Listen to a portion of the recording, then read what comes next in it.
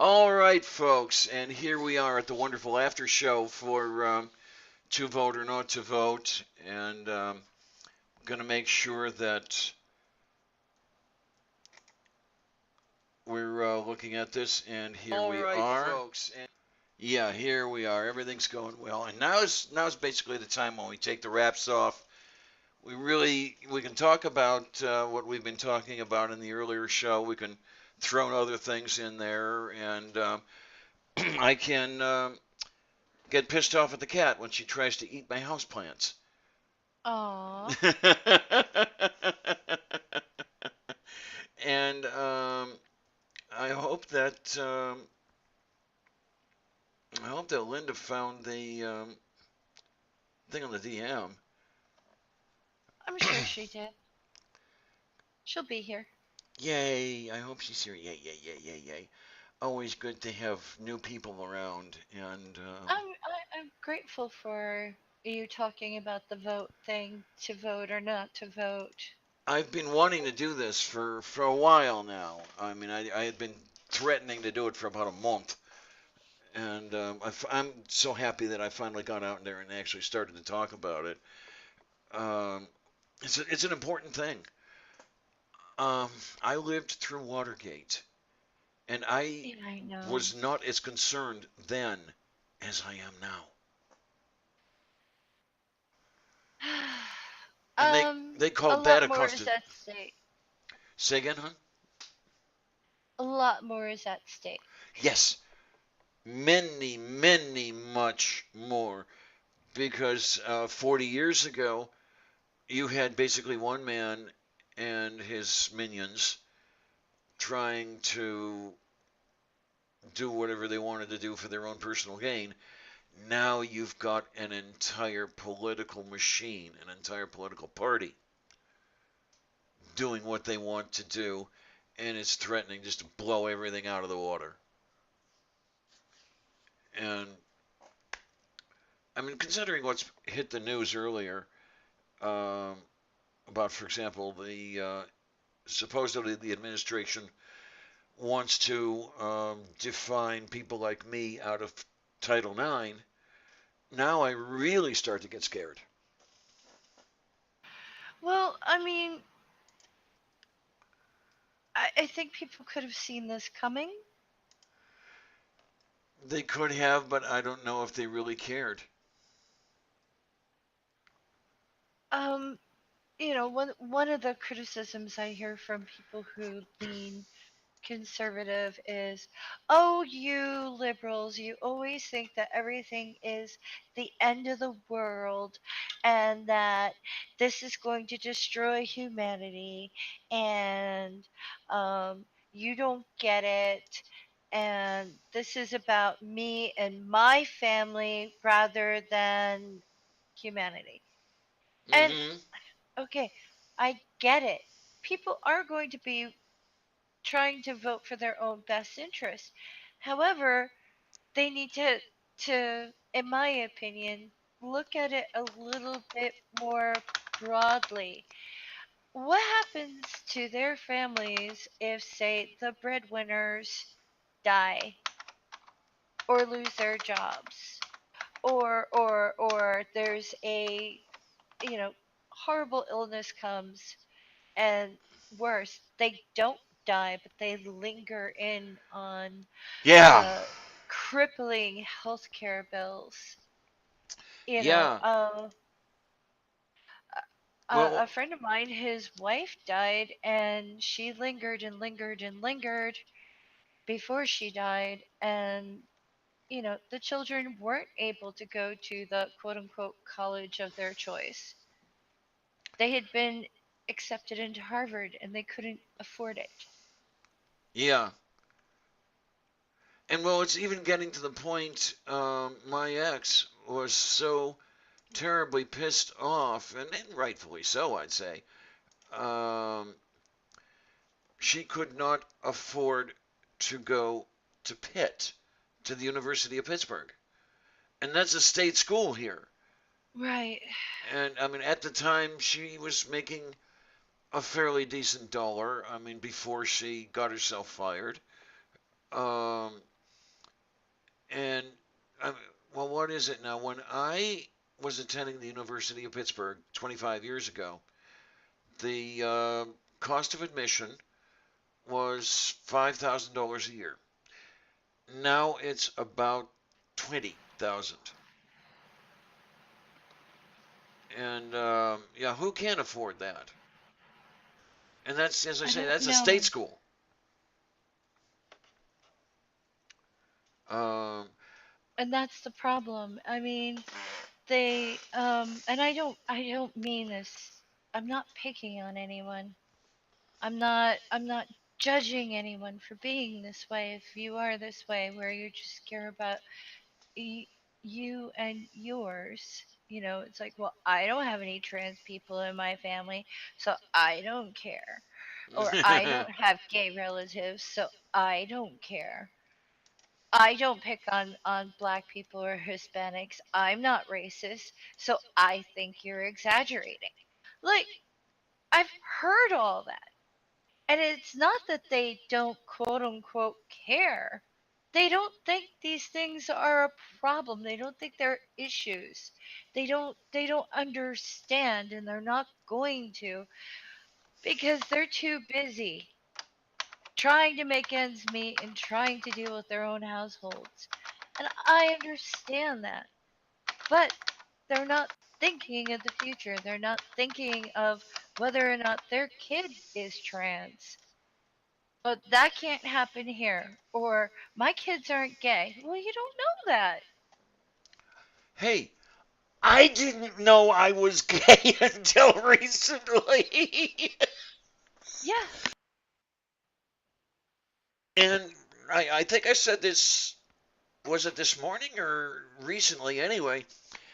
I no when I was on the air with Duke Bonanza and Oh, company. he's charming, isn't he? Indeed, I was a homophobe. I was literally a homophobe. I was afraid of gays. Why? I'm not sure. Maybe I was thinking, okay, maybe somebody's going to hit on me and I don't know what to do about it, or something like that. And then, well, look at me now. I'm not exactly a gay male, but my tendency is same sex or same gender anyway. Yeah, and Right. we'll have another talk about sex and gender later.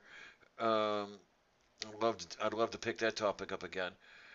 But yeah, that was only I really only came to understand what was going on with myself, say in the last 10 years. So yeah, I didn't even know. So as far as other people thinking, well, that can't happen. My kid can't be gay. My kid can't be trans. Anything. No, your kid can be and might be. Hey, it's Doe-Eyed Atheist. How you doing, Raish? Yay, yay, Yay. yay, yay, yay, yay, yay, yay, yay, yay, yay, yay, yay, yay, yay, yay, yay. Yay, yay, yay, yay, yay, yay, yay, yay. No, huh? No, but you know what I mean, right? Yeah, absolute. Yeah. I think something that's very harmful is when we are talking to um, conservatives, and I'm not talking about on Twitter, because on Twitter you've got the bots, you've got people who troll, people who want negative attention as well as positive, and the more they could make you look like an asshole, the better. You know what I mean? Yeah. Like, Well, oh, those angry, awful libs and blah blah blah. Well, no, it's like if you really had a good conversation with someone, maybe, just maybe, you can humanize both sides. It's like, well, I only care about me and mine, and why should I have to pay for this? Well, I have that in my family. My representatives are supposed to represent me, and I don't have these issues, so why should I vote to support them? And it's like, you don't know your future. You don't know the future of your family. What if your kid wants to go into a relationship that's, you know, biracial? Or what if they're not gender specific? What if they're gender fluid? It's This is just. really interesting. I'm looking at this and I'm seeing Sunday Stream to Vote or Not to Vote is live again. So, oh no, wait a minute. No, it's not. Oh wait, It's not you live. might have No, to turn it off. Did you turn it no, off? it's not. It's this is really really strange because I turned off the. I'm going to go back and look at this. What I don't want is to be streaming to two different Oh no, things. it's over. It is I'm over. looking. Okay. It is over. It's an hour and 33 minutes and 48 seconds. And it wouldn't give me that if it was still live. Okay, because I was looking at things and it was showing it as live for some idiotic reason, and I have no idea why. Okay, here's to Right. vote continued. Okay, we're fine there. Hey, Evans Murphy, subscribe to my channel. Thank you, thank you, thank you, thank you. Are you over in the whatever it is you want to call it? Hi, Hey, Duke. Duke, how you doing? Oh, not all that bad. Things are pretty good. And Faithless Southerner, yes, Evans, and oh, things are not bad at all. We were just Kate and I were doing the to vote or not to vote. Yeah, you were here for some of that, Duke, and yeah, it's my sort of my return to to YouTube. I'd been a little Right. shaky for a few months, and what I'm hoping is that I can keep this regular. Yeah, you're not regular. Try Fletcher's Castoria. No, that was bad.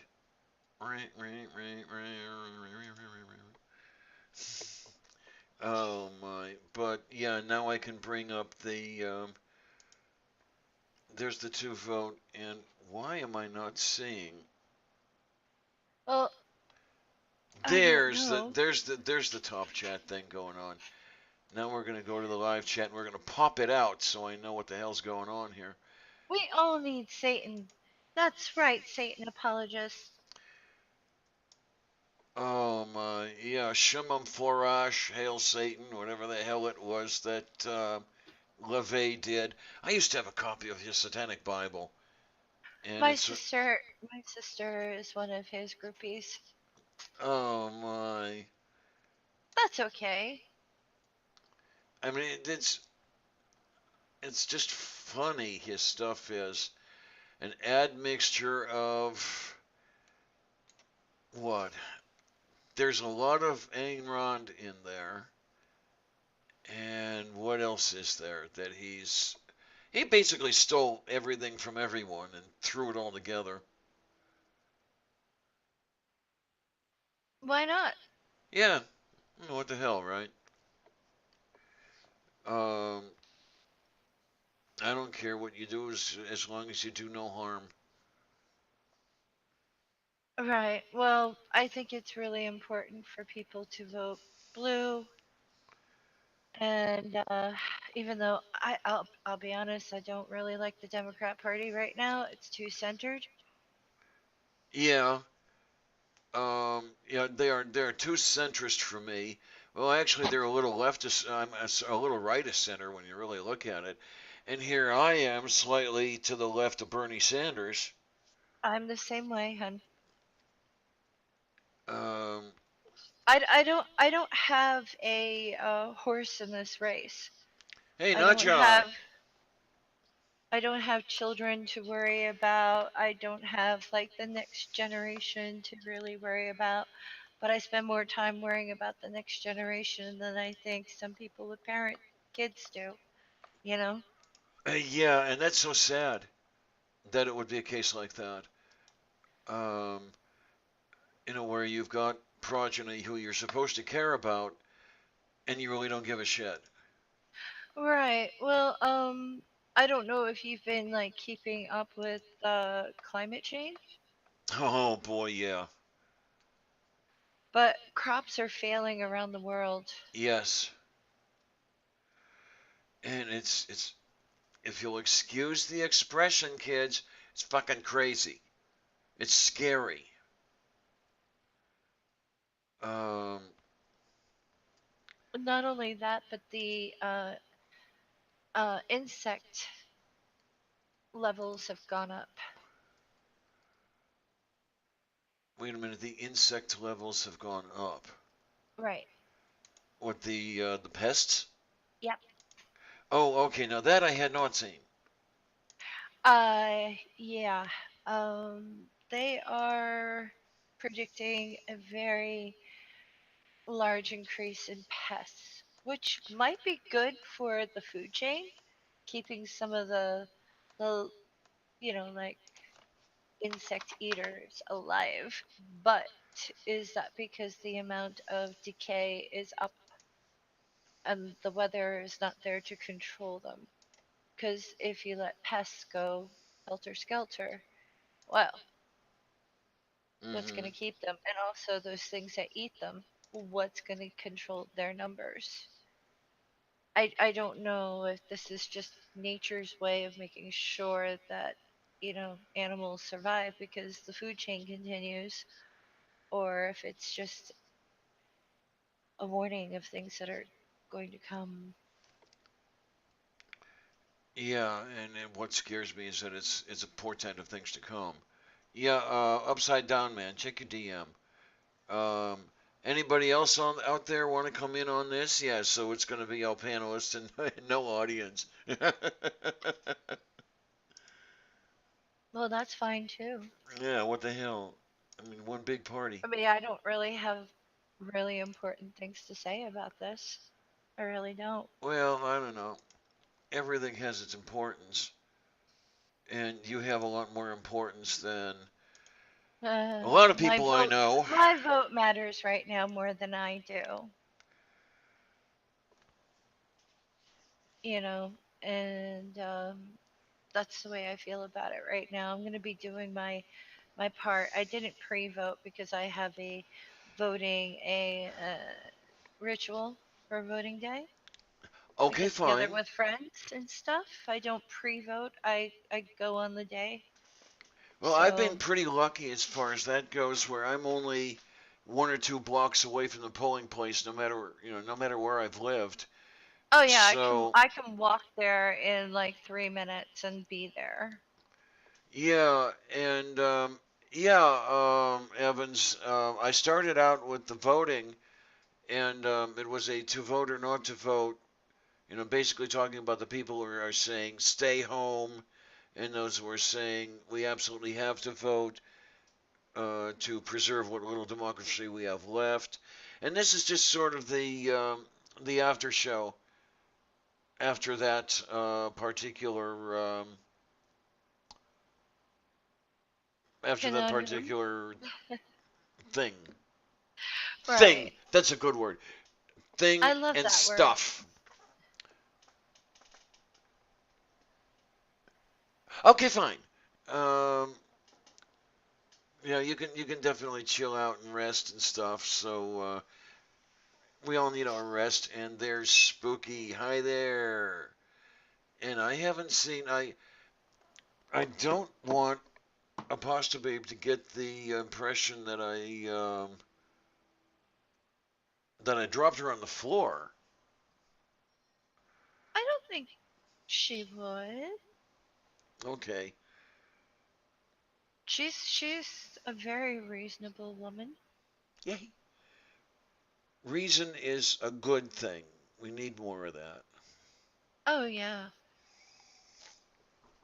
I need more reason and I need less weight. Oh, I feel that way about myself. Well, I can't bend over to tie my shoes. Um, when I quit smoking, I put on 20 pounds. And then when I got my medications juggled around, I put on more weight. I'm over 130. I'm sorry, I'm over 230 right now. Oh, that must be difficult on your knees. Yeah, it actually are. Um, Especially, these knees have a little bit of mileage on them, and I'm getting old, and extra strain, and I wish I could just get back to 205 where I was, say 3 months ago. That would be an improvement. But I'd love to get my arse down to 185. I had been there and I liked it. And, well, I mean, not only was I, well, I wasn't slender or anything like that, but I wasn't looking too bad. And I had the skirts up to here, and Of course. my legs are my best asset. Show them off if you got them, right?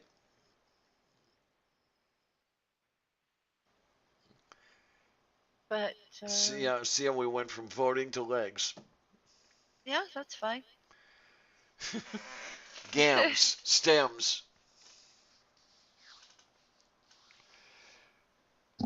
Oh, let's see if trying to remember if you guys are in my. I know you, Duke, is in my follow list. Let's make sure we can get all the address going over here. And Satanist apologist says his mother-in-law is convinced that this is the end times. I have heard about the end times all my life, so I'm not quite sure, but I do think that we're headed for environmental collapse. So I hope I'm wrong. I would love someone to prove me wrong. yeah, I would really like to see that proven wrong as well, because I don't know if it isn't already too late. Well, I can tell you this, if it is going to be environmental collapse, the best thing people can do is actually learn to grow some type of food in their own places and what do you call it? Embrace like solar energy and other things like that to try to get them through. Okay. It's not going to be who's got the biggest gun or who's got the biggest money who will get people through because you can't eat money. You can't. No, you can't. Right. And And it might end up being like Germany in World War II, pre World War II, where it was more cost effective to burn your cash than to use it.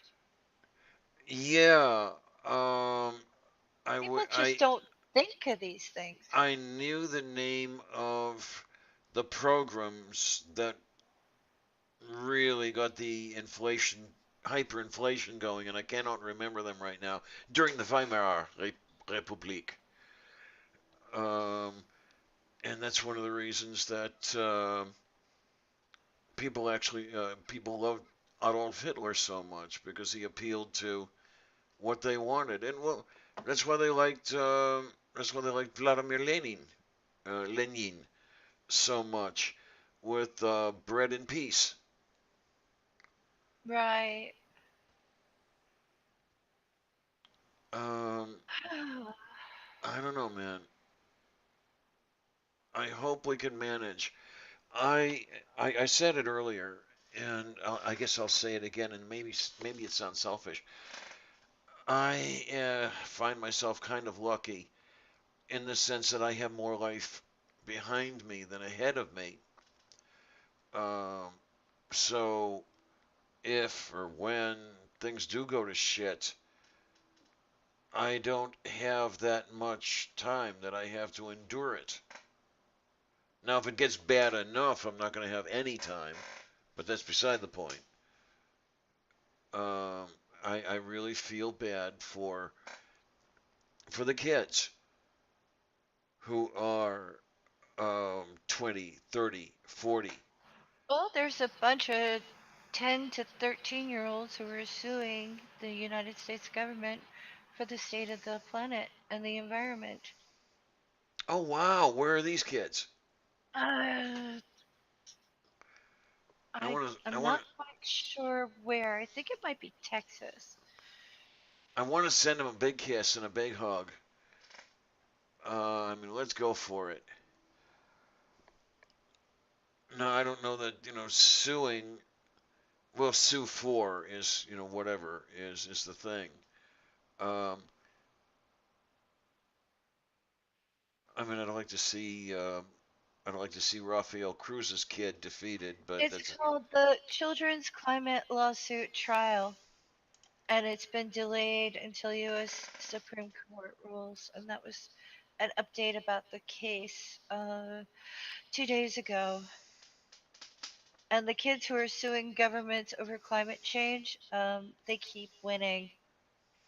So it's not a new thing. all right. It's there are a bunch of kids, of course their parents are backing them, but they're pretty pissed off. I'm amazed that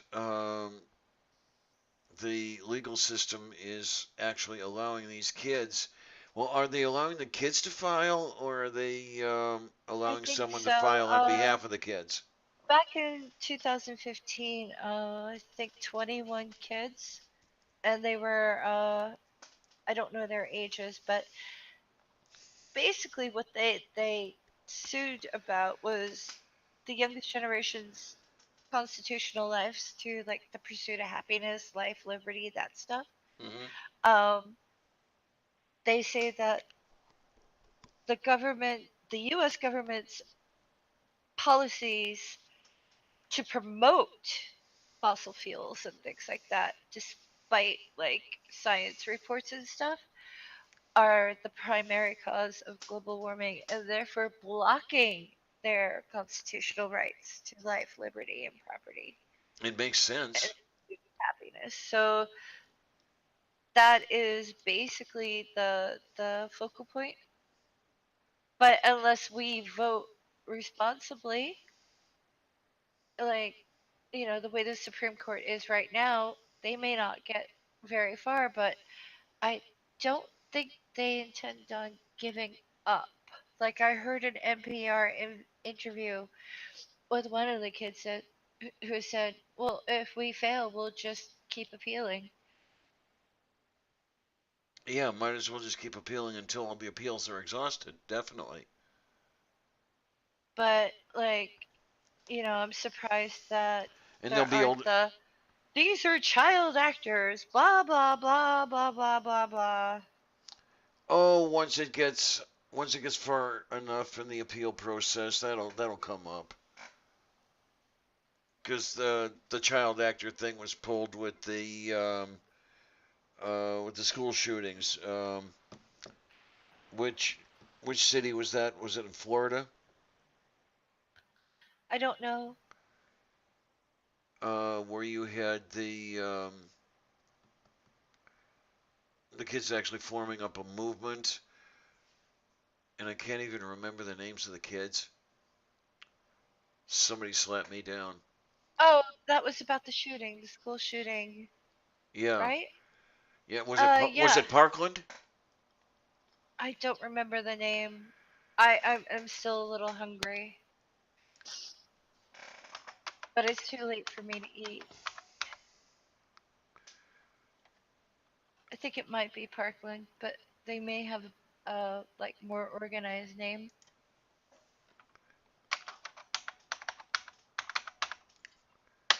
Okay, there we But were. Yeah, I think there are Stoneman groups of Douglas High School. right, but I think there are kids all over the country in different states like Oregon and Texas and everything, and they're suing the government for what they've done. I think there's a group of kids in San Francisco doing the same.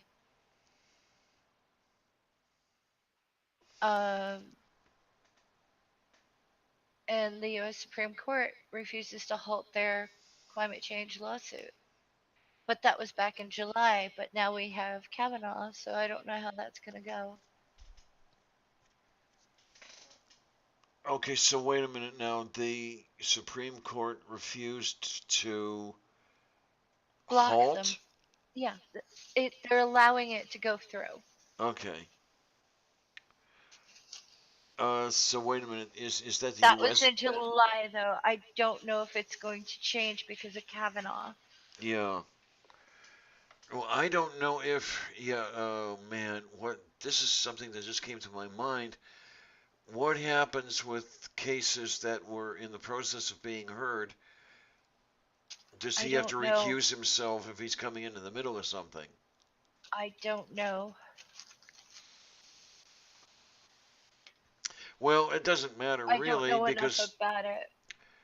I mean, even if there are rules, they break them all over the place. I mean, the seat currently occupied by Oh, um, ow. Okay. oh my,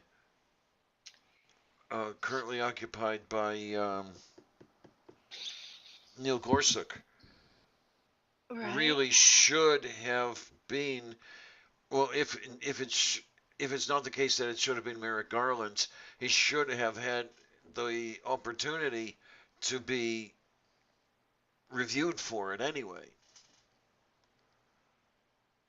So, the current majority can do whatever they want with impunity simply because even though they are not playing by the rules, their Well, hopefully enough people. opponents are.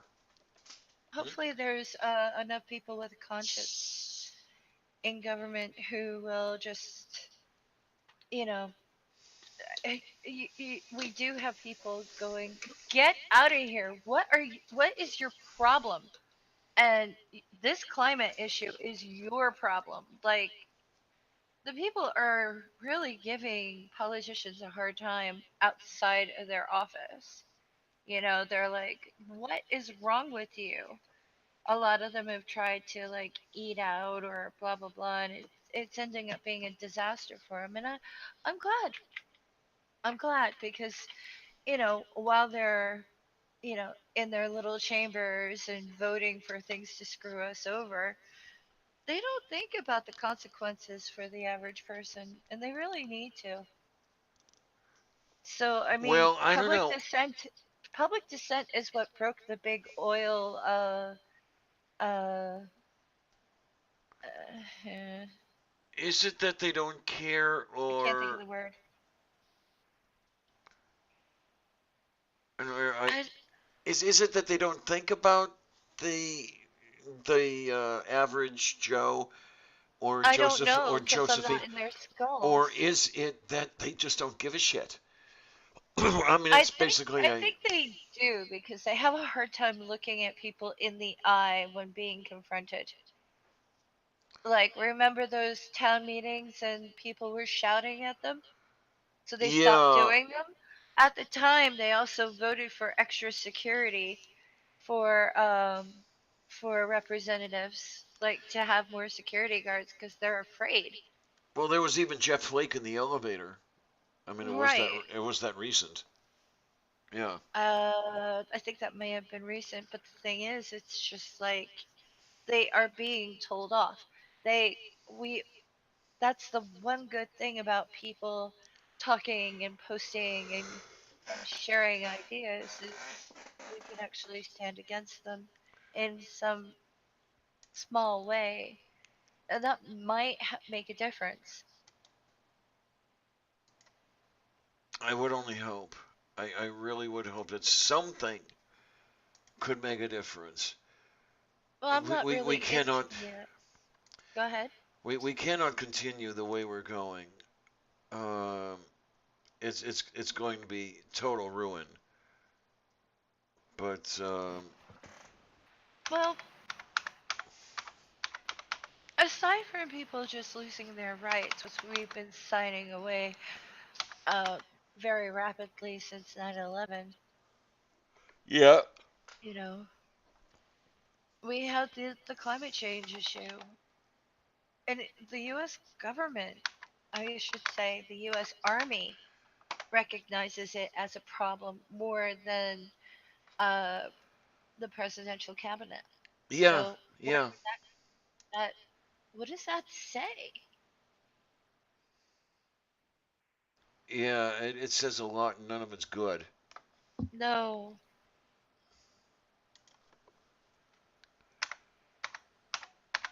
I'm okay. There's one. Okay, let's do this. All right, Duke, check your DM if you're still out there. And yeah, just curious as to who is. Okay, 7 are watching. Oh, I don't know. I have to wonder about your taste, guys. No, you're coming to listen to Faye, right? That's what you're doing. No, no, nobody. I'm not. I'm not. I. I don't. I don't really. If I were the godless Iowan, he Oh he always man. pulls in a big crowd. Oh, Duke is working.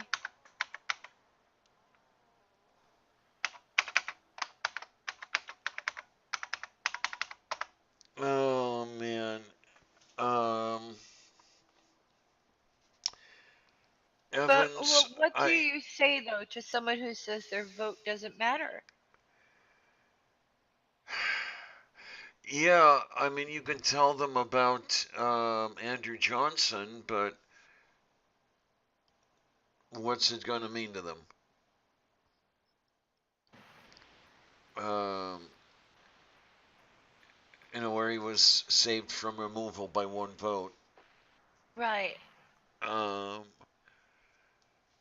But yeah, like, you know, dude, I'm not gonna vote. My vote doesn't matter. It's all set up anyway. What do you say to me?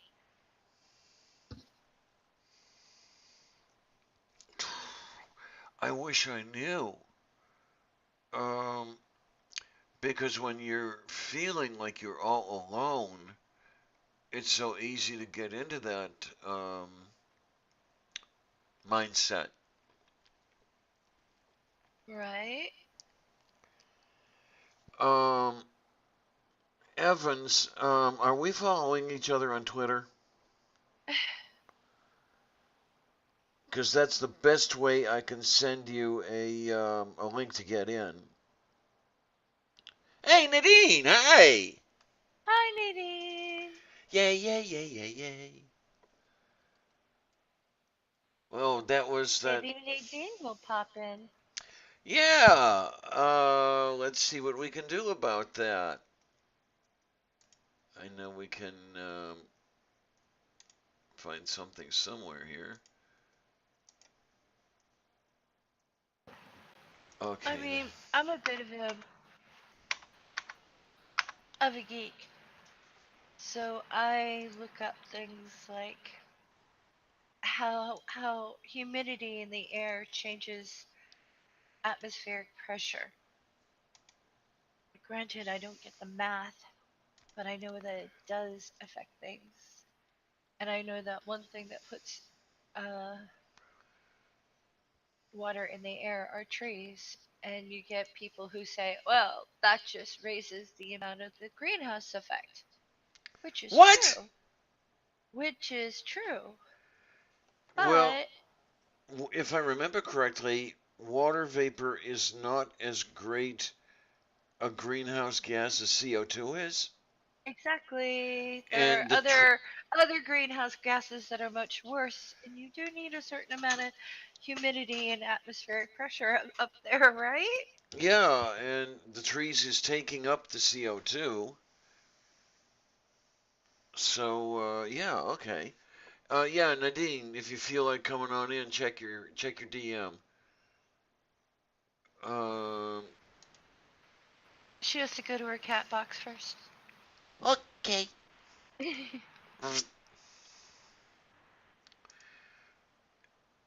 And what else do we have here?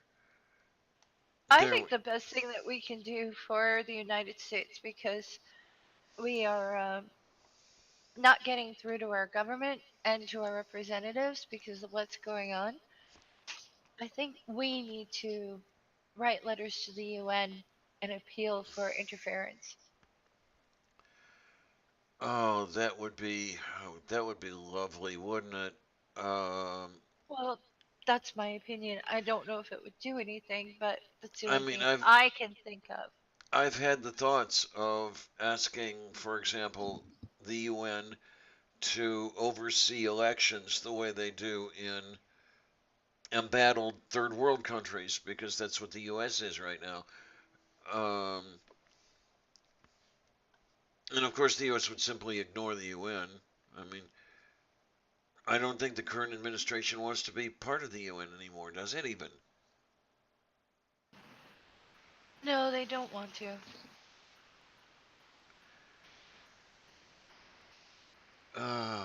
Oh, Lala, can't be trusted por coscienti ai care. I have no idea what I just said. Okay?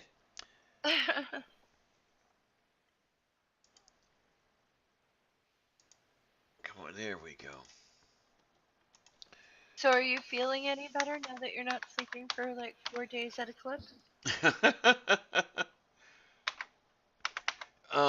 Getting there, definitely. I mean, I've still had some oversleeping, if you will. Slept all day yesterday. Part of that, of course, was movie night. Because I was on movie night from midnight to, I think, about 7 a.m., maybe 6 a.m. You bitch. Every time I go, you're not there. And when I decide to actually get sleep, you're there. I missed you. I'm so disappointed. Oh Oh, my. you gotta DM me and let me know when you do these things so I can fangirl from the side chat. Come Oh, on. I've been there with a pretty good degree of regularity. So I mean, next Friday, Friday slash Saturday midnight, um, you ought to see me there. I would And on and like on and to on. see you there. Okay, Evans, check your DM. I just sent you your wonderful little link to get in here. And why am I not following Yeah, you? because nobody wants to hear me talk. Oh, So I wanted to get in they'd here. rather hear you talk. I'm all full of it. Oh, I'm sick as a dog. So, And yay. I have no idea what I'm full of, but I am full of it. Full of love. Oh man, that sounds like hugging a tree, right? I am a tree hugger. I'm a proud tree hugger.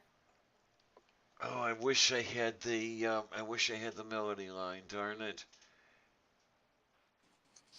There's a hug in a tree when I get near it, digging the rain and the snow and the bright sunshine. No, huh? Oh, I'm not into sunshine, but I love the rain and the snow. I've got a I'm real. copy. It snowed here last night. Oh my. I shudder to think about snow. I haven't gotten my new tires yet. Oh my. I guess you're going to have to do that pretty soon, I take it. Uh huh. So, what we've got to do. It'll be interesting. All right. Can everybody hear me okay? Hey! Hi! Absolutely! Hi there! Hello, hello, hello, hello. Yay, yay, yay, yay, yay, yay, yay. Yes, I'm strange. I really am. How are you? Hello? Can we? Hi. Hello? There we You go. you were frozen for a little bit there. I don't know. New setup, so. Okay. Really love Can you the hear me all right? t-shirt, by the way. Oh, Yeah. thank you. Reading you 5 by 5. Excellent. Um, so great to have you around. I mean, I was on a stream with you, and now you're on a stream with me. Yay! Excellent. As soon as I get my channel up and running, we'll have a stream on my channel. There you go, and keep the old running around and around. Keep the. So I'm pretending to be someone who's not going to vote. Change my mind. Tell me why I should. Which election? The one coming up Tuesday. The next one. Yeah. Where do you live? Which state? Upstate New York. Upstate New York. Uh-huh. So,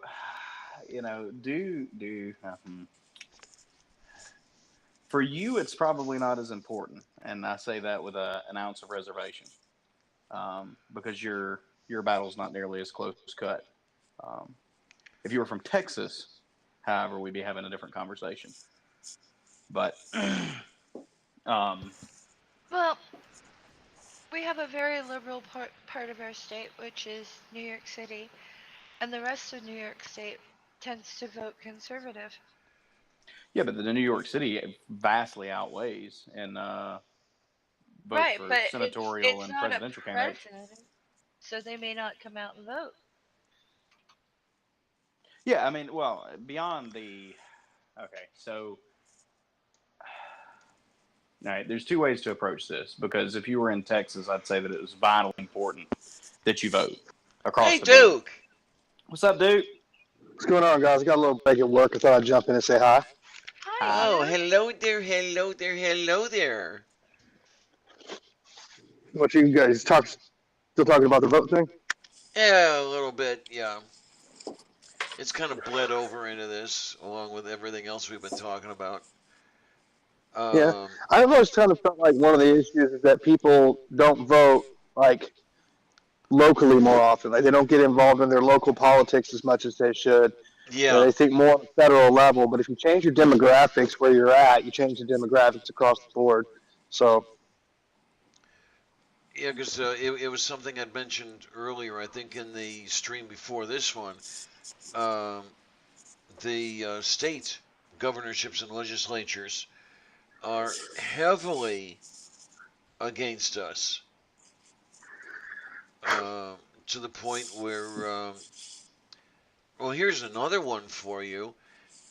I think I remember somebody mentioning that we were only 2 states away from a constitutional convention, which could be absolute disaster. It could be absolute disaster.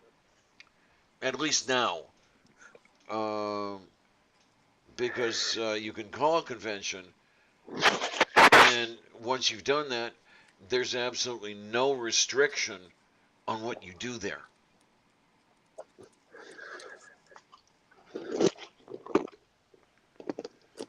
So, yeah, that's going to be an interesting one. And like I say, this is why I am so happy. There are reasons I wish I could be in my early 40s, but there are other reasons I'm quite content that I'm in my early 60s. I wish I was 25. Well, if I remember correctly, you're not that far from it anyway, right? I'm 40. Yeah. Yeah, I'm starting to get into the creaky age. Tell me about it. I remember 40. It's like, that didn't used to hurt. The funny thing is, a large number of people still take me to be in my early 50s. And it's like, thank you! I would have guessed that. I would have guessed early 50s. Yeah, I would have pegged you early 50s. Yeah, I turned 61 in July. Happy belated birthday. Yay, Dankeschön. Yeah, when I was born, the only satellite circling the Earth was the moon. I'm closer to 50 than I am to 40.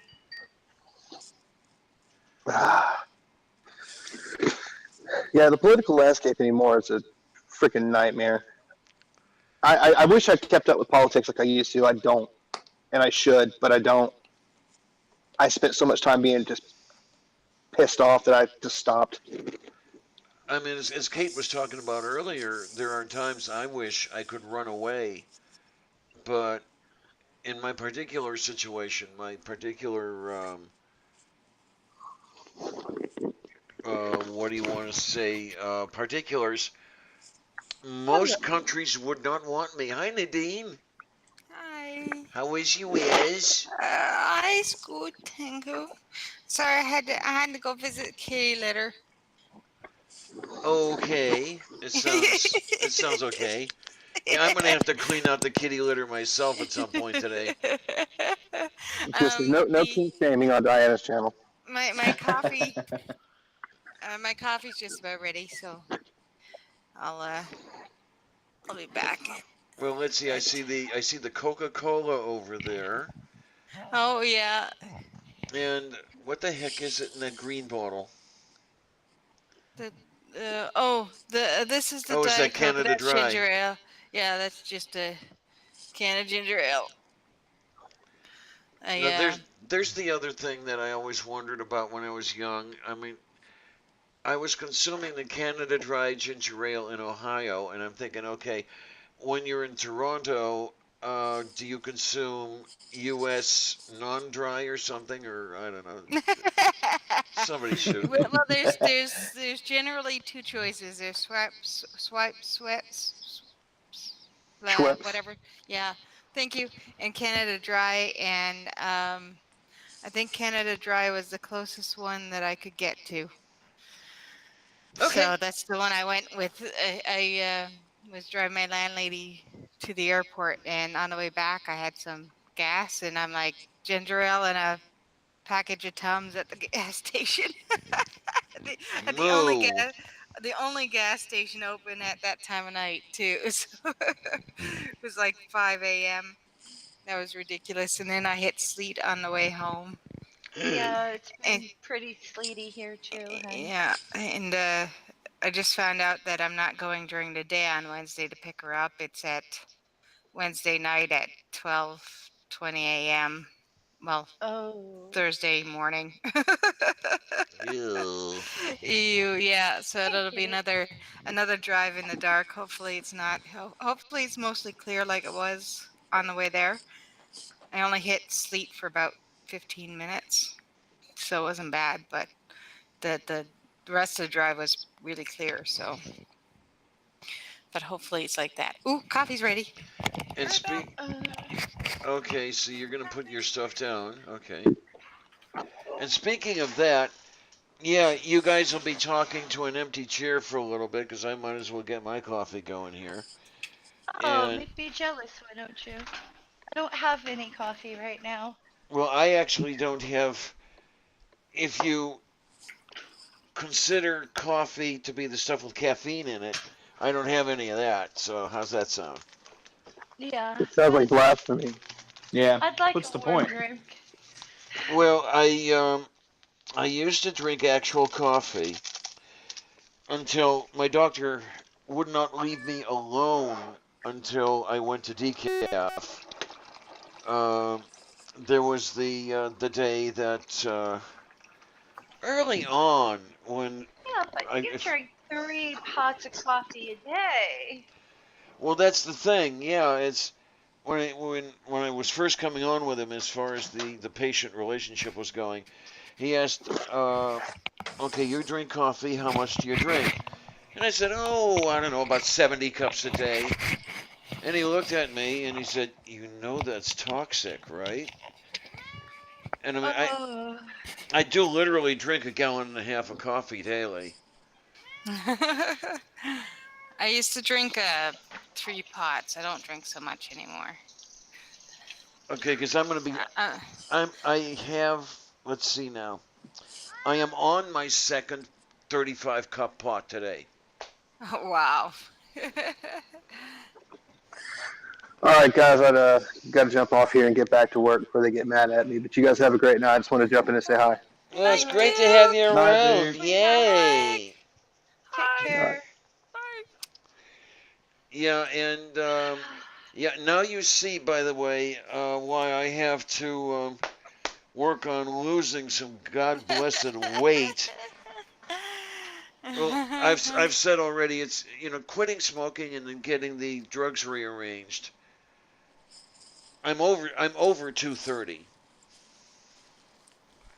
which is why this is this is not buckled.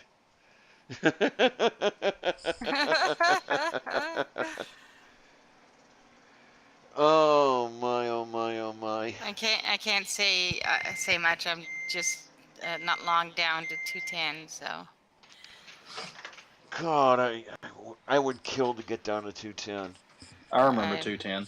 Yeah. I put myself on a low carb diet, 50 grams of carbs a day because of diabetes, and I got down to I lost 40 pounds in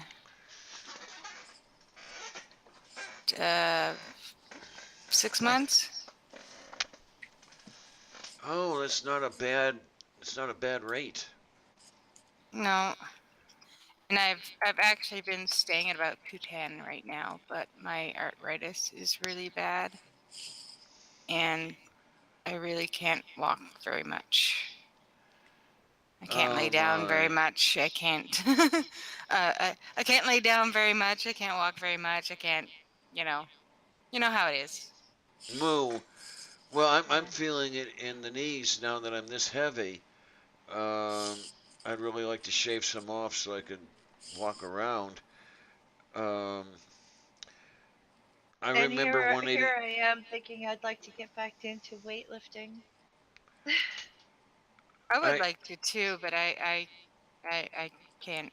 I gotta get the arthritis under control first.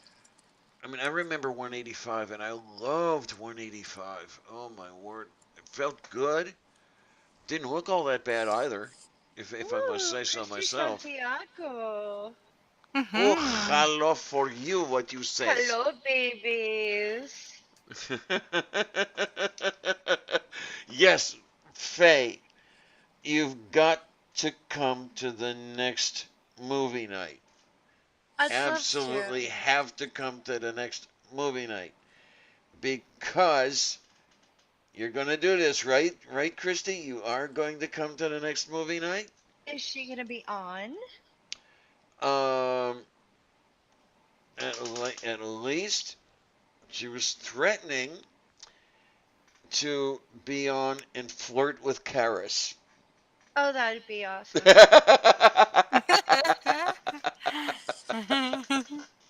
And I'm sitting there with, God, make me jealous, why don't you? It's just flirting. Christy's taken. Yeah. She's got a lovely wife. Yes, you she does. Lucky person, you. And thinking about lovely. 1 week, 2 days, 16 hours, 26 minutes. I was just about to ask you. It's not like you've been counting or anything, right? No, because the computer does it for me. Datetime.com. Oh, what'd you do? You set up a countdown timer. Okay. Yeah, datetime.com. Yeah. So is he going to see you, or are you going to see him? He's coming here. And where are you going to put him in that little room of yours? Probably in under me. Okay.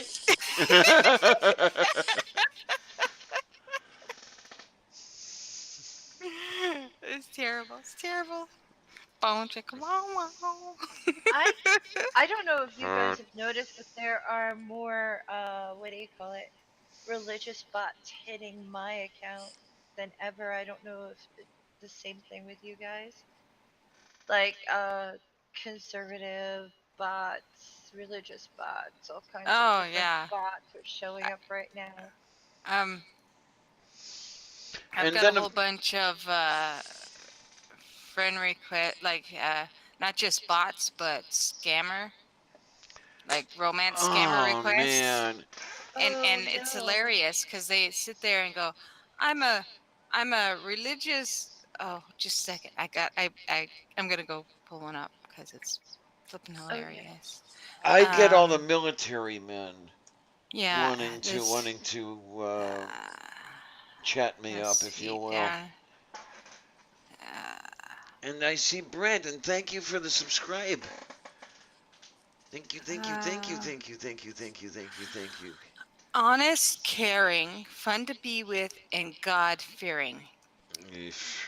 I would love They don't know to you. meet a woman of such. And the account, he's following 302 people, and there's 7 followers, and his account's protected, so you got to follow him. And of course you follow him, and he direct messages you and says stupid stuff in it's not English. Don't be giving the bots a hard time. I'm just trying to I make it through know, life. I know. I mean, They're why do I go? poor Why do things. why do I always So get I the haven't. military guys? Why don't I get royalty? Like I the get military guys too. I never get any guys. I feel left out. Aw, you poor thing. You should Shame. make a female profile and find out what kind of shit we have to put up with. Yeah, there's the thing. I mean, none of the girls are sending me any love letters or anything or any friend But they requests. will, and when they do it, it's porn sites. Yeah. When they do it, it's always porn sites. Yeah. They know their demographic. I mean, let's get real here. Do you ever get what do you call it? Offered true love through Facebook or any place? It's a mix. For the most part, it's like one night hookups, Yeah. things like that. But every once in a while, there's like uh, some sort of true love, eccentric book lover, et cetera, via Facebook and other places. I saw your profile and I got the vapors. Yeah, with the picture of me and my wife, Yeah. and my kids. Oh yeah, but they keep trying. Yeah, I love the ones. Hey, I saw you were single. No, actually, I'm married with 2 kids. So I tell you, I don't. what was really weird was, well, back in the day, um, I never had so many ladies chasing me as when I was married. Well, of And course. it somehow must have been because I was married. Yeah, I don't know what it is. Oh, some people do enjoy the unavailable. Yeah. Am a good and lovely man whose. Who's what? The thing that's curious That's what about it that is says. there has to be some sort of efficacy to those bots, though. Like some people have to be falling for it, else it would have Oh died out. yeah. Oh yeah. And like, There who's are gullible people. enough to Lots of people. It is. It, I would make a guess, but it would be offensive, and I don't want yeah. to say anything offensive on Diana's channel. Yeah. Uh, There is. There's a lot, and like what I've seen a lot of is like William Kyle. He is pretending to be the vet that he lost like one of his arms and one of his legs and like half his face or something. Like it was awful, and he's pretending to be this guy. Oh, Yeah. fun. Awful. Yeah, he was like he lost like his face got messed up, and he lost an arm and then a couple of legs or something like that. It was really weird. But it's like he gets followers because people don't realize that he's a bot or just scammer account, because there's live scammers behind them. Mm-hmm. Yeah, the bot doesn't Yeah. write itself. Yeah, well, no, it's not even just the bot. Like you can actually you get on DM with them, they end up communicating with you, and it's not like just bought stuff, it's more personal. Like you can actually get them to like swear at you and everything else and tell you to, all kinds of stuff. It's hilarious. Ooh, coffee! I almost forgot coffee. Coffee. Oh, that's the one thing I did this morning, and well, that's the other thing I want to do is I want to do the Sunday morning shows on a regular basis. Um, Yeah, I showed up for your test, and you were like, "People are watching! Oh no!" yeah, I forgot to switch the The thing. switch it to unlisted. Private. Yeah. Well, at least I was dressed. Oh, good news. Good news, good news, good news. I got OBS figured out to do all recording. Oh, yay! Yay! To do all recording, smooth transitions, no blank spots and stuff like that. This is a very, very, very, very good thing. And no audio Sai! problems. Sai Strike is here! Wow, hello, Sai. What are you doing here? I mean, oh, I know. You're here to talk to Christy, right? He must have felt in the force that we were talking about him. Oh, absolutely. And then I was upset that you didn't DM me and tell me that you were going to be on Side Strike. I keep showing up, but as I said, you're not there. The one time I decide to sleep, you're there. Kitty! The one show I was able to see, I could only see like 5 minutes before I had to drive to town that day. Usually I'm falling asleep by the time the show comes on. And Sai, what's really great about the kitty is that she is actually not in heat right now. Yeah, that's a relief. Yeah, which we definitely have to do something about the kitty, because Kitty ought to have a feline friend rather soon, and I really don't want two cats turning into a dozen, you know. Oh, but why not? Well, I mean, I love kittens. Don't get me wrong. Kittens are so sweet. The only problem is there are so many of them. I know. I'm just tormented. I'm allergic to cats fairly badly, so I just don't bother, and I don't know what I'm gonna do when it comes time for me to visit. I suggest shots. Talk to your doctor about it. They may have a solution. I can't get a lot of shots, so I'm allergic to some of the main ingredients of them. But I'll talk to the doctor anyway. But like the flu shot, I'm allergic to like the preservative. I'm not sure if it's a preservative. It's a T word that's like 5 miles long. At least that's what it seems like. I don't know. Tetra something or other. Blah blah blah blah blah blah blah. I was gonna guess that Tetra was in there somewhere. Yeah, it was some huge word, and I'm allergic. Like it's in like all the shots, so I have a bad reaction to it.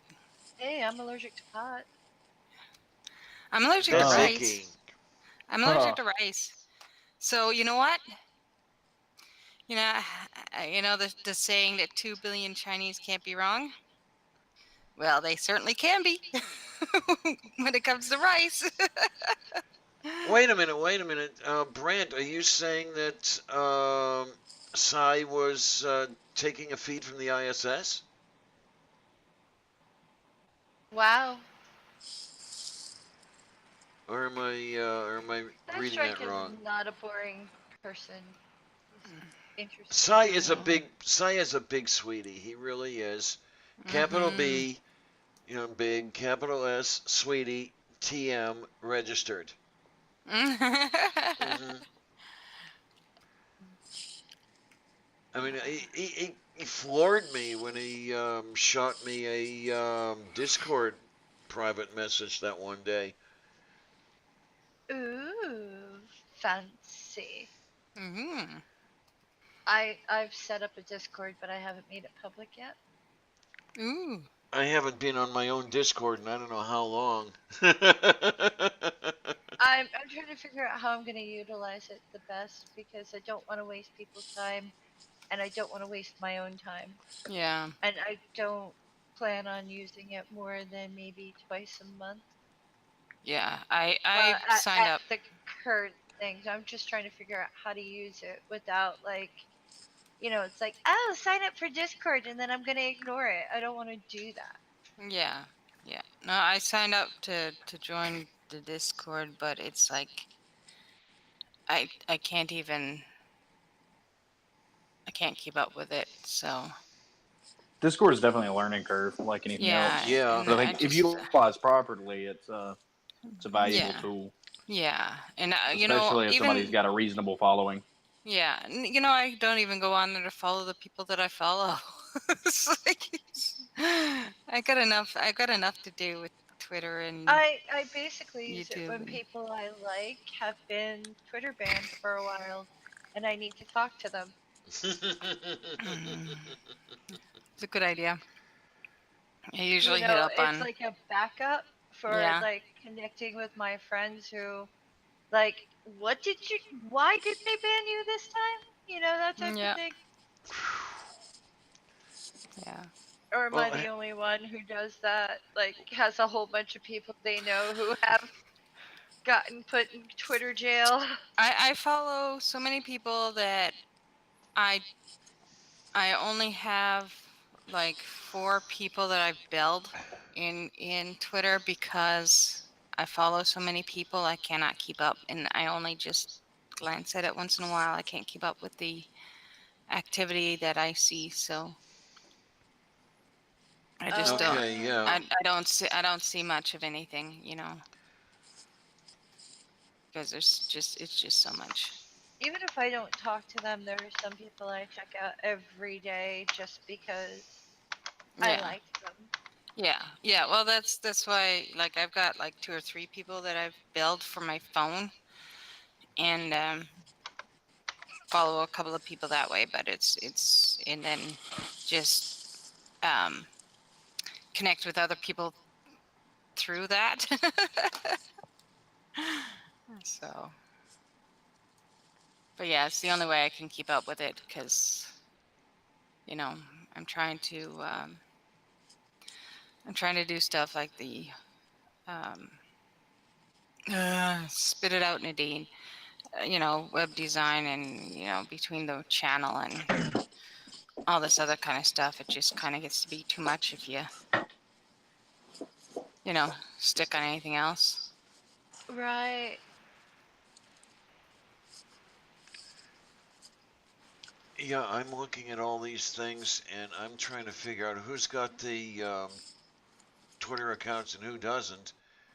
I don't know if you have the Twitter, Christy. Sai, I know you do, right? I don't know what you're talking about. Yeah. Oh, I was wondering who had the Twitter accounts such that I could spread some of the live chat link love around in case anybody wanted to fool with it. Oh, okay. You were asking who wanted to join. Yeah, that sort of thing. In a roundabout way, such that nobody was understanding what I was talking about. Yeah, exactly. So. Yeah, I'm good at that. I like that sort of thing. I'm weird. I have a bad habit of thinking, no one really wants to talk. So. It's amazing. It's almost 11 p.m. I'm amazed that I've actually been on this long. It's When did you start? Started at 8. So that's I mean it's not as if I've been going all day or anything like that, but it kind of surprised me that anybody would be interested in listening to my blubbering for this long. Well, it's better to hear you on your channel than on the place, which, by the way, I don't know if you've been keeping up with that crap, but they definitely are going down the toilet. I haven't looked at any of their stuff lately. I know that they seem to have roped some other armchair philosopher. Trying to remember what the hell his name is. Um, and it seems like I've seen 3 or 4 Sunday morning shows with "Let's just have a cup of coffee and chat." Um, have you been keeping up, Faye, with him at all, or?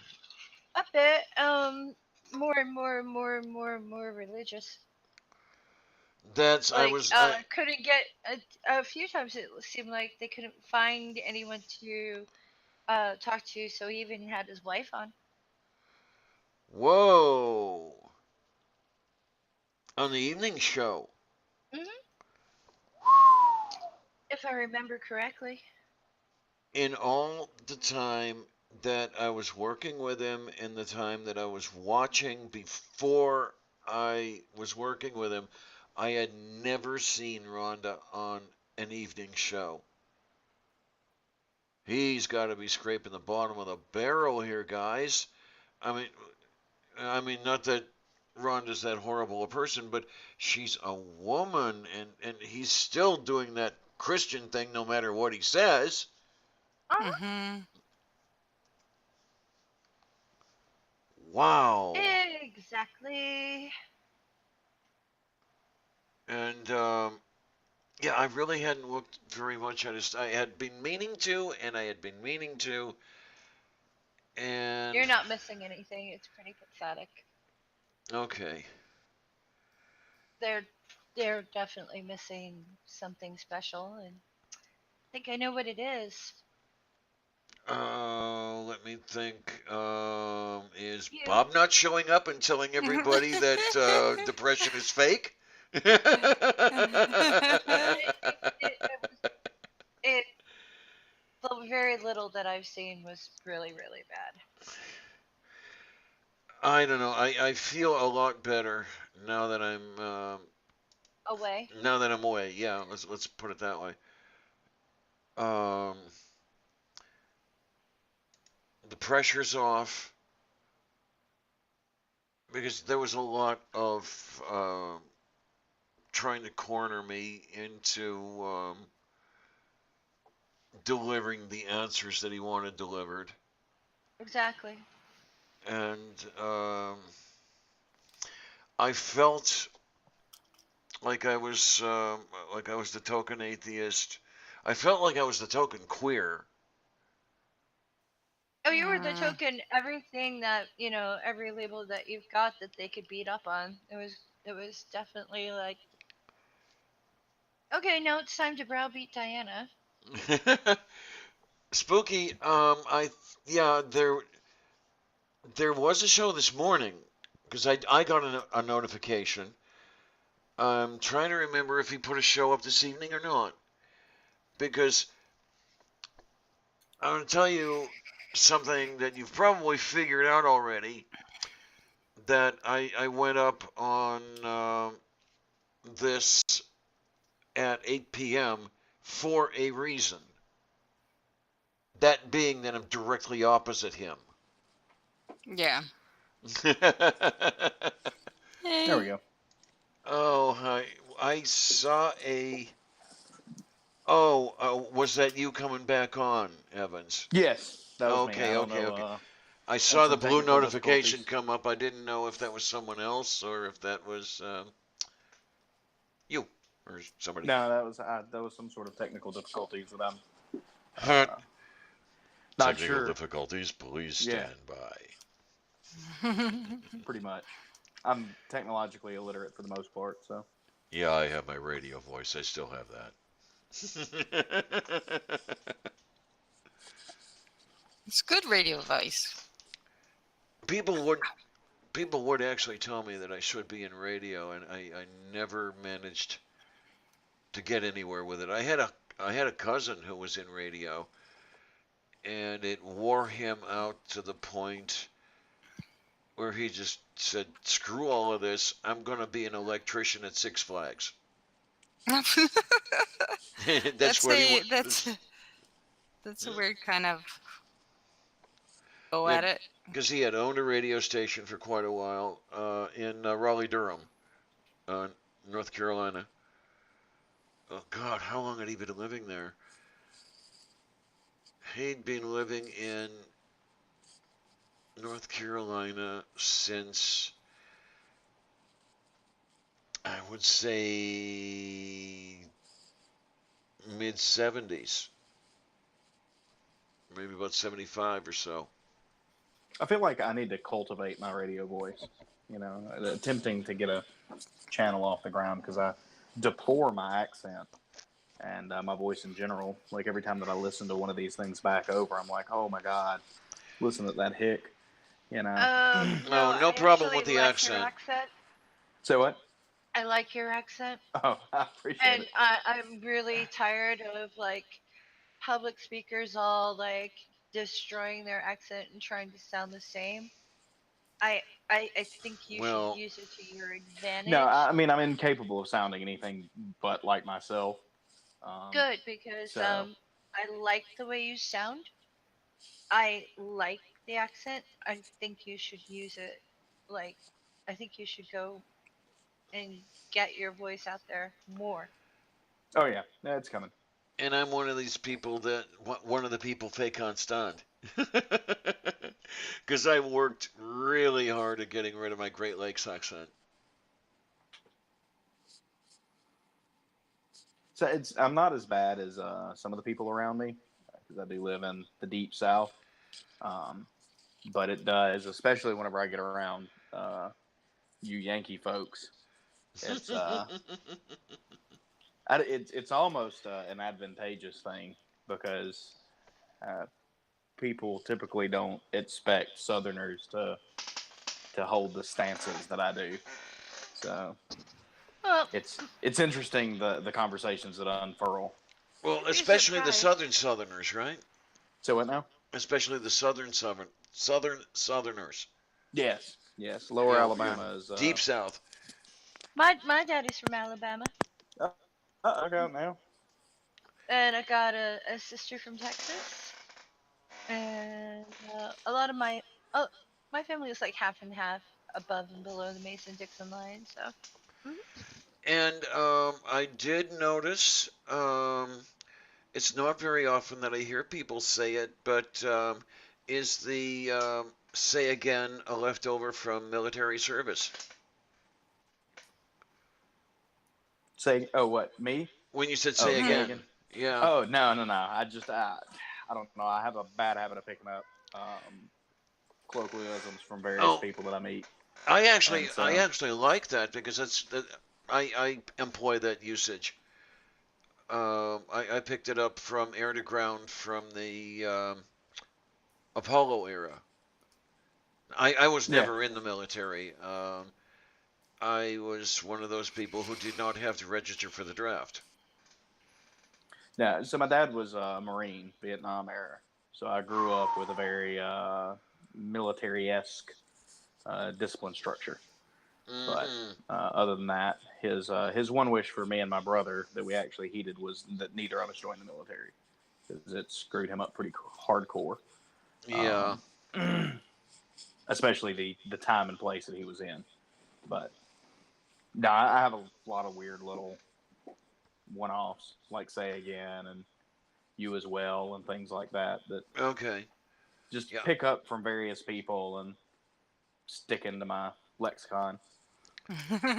I had thought of the Navy. I wanted to fly, but unfortunately, or fortunately, probably, I was just not, Navy pilot material.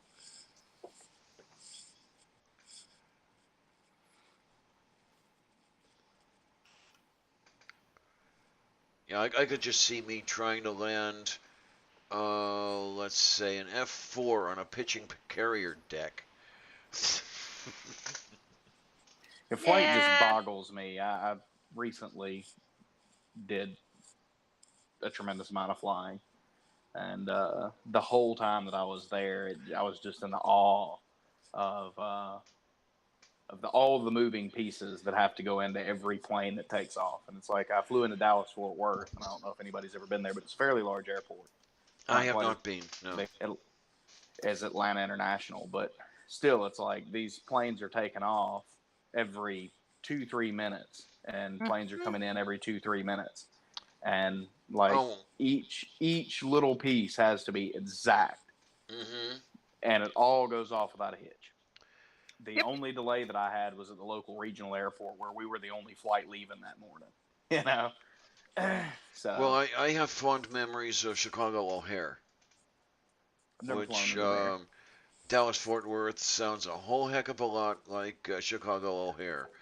You would see them one after another, and I think they were spaced at maybe 2 minutes, 2.5 minutes. We would sit up in the hospitality suite and just watch the planes come in, drinking ourselves silly and talking about things that Mensons talk about. You know? it just blows my mind. I'm in awe of humanity whenever I see stuff like that. Like the fact that we're able to fly in the first place just blows me away. But the fact that we're able to fly so well, humans are pretty cool critters. Well, but I'm pretty optimistic too. So to hear Ken Ham say it, you wouldn't think so, you know. Well, that's why me and Ken Ham disagree on a lot of things. I think it's hilarious. Was it today? It was either the Croatian Museum or something said something about men turning into apes, and all that went through my head was, yeah, there's a few people that are doing that. And you know what reminded me of that?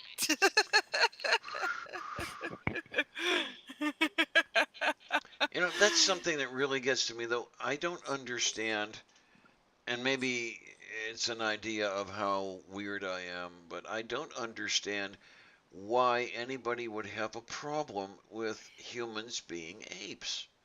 What's the big deal? So I can speak to this from personal experience, actually. And I was out to dinner with a guy that I know, and he probably will never watch this, but a family friend. And it came out. I don't hide my atheism, but I broadcast it. I do post my blog post on Facebook and things like that. But this guy's not connected to social media, so we had never discussed religion before.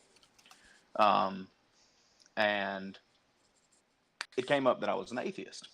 And so his first thing was, well, you believe in evolution then? I said, well, yeah, of course. I believe in evolution because it's a fact. And we argued about that for a little while, but he looked at me and dead in the eyes, super serious, looked at me and said, so whenever you look at your two beautiful little girls, all you see is sacks of meat. No! And for the first time in my life, I was struck completely speechless.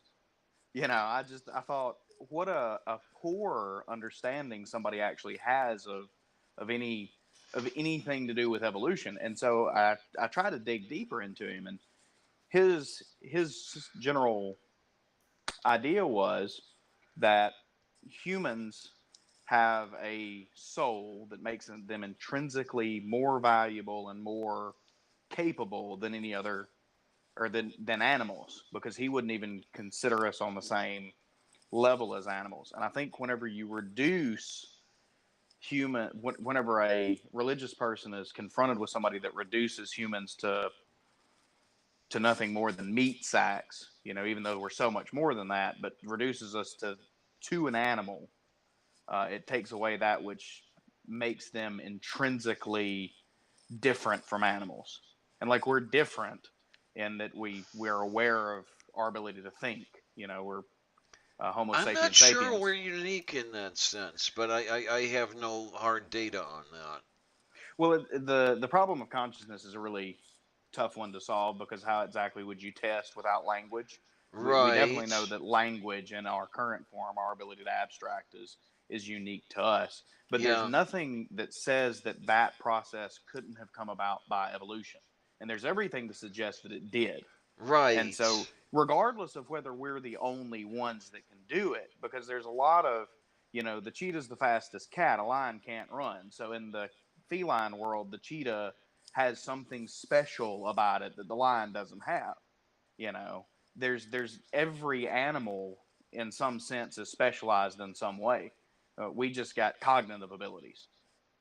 It's not like we're incredibly fast or long lived or anything like that. So, Yeah. but I'm. whenever you reduce to back to the original question, whenever you reduce humans to just animals or a product of evolution, it takes away from them their specialness because then we're just like everything else on the planet. Oh no, the horror. Yeah, and for some And people that what's really bothers them. and that's really what amazes me is because I personally find our ordinariness, if you want to call it that, to be a great thing. I mean, we are just a piece of everything, just like everything else is. There's really nothing special about us, and that's what's so great. Well, I mean, It sounds backwards, but no, because I feel the same way to some degree as far as because evolution is fascinating and being interconnected to everything is fascinating. I mean, I Um, learned a lot about morality when my Celia and my Merlin um, had a litter, and I watched the interaction. I had Celia, Merlin, um, Winston, and DC. Now, Winston and DC were unrelated to Celia and Merlin, and therefore unrelated to the kittens. But I would watch as okay when Celia got pregnant, Merlin would stand by the food bowl, and she ate, and he would look at those other two, and it's no, it's she's eating. And when she was finished, he ate, and then the other two could eat. And when the kittens were born, it was the kittens, and then Celia, and then him, and then the other two.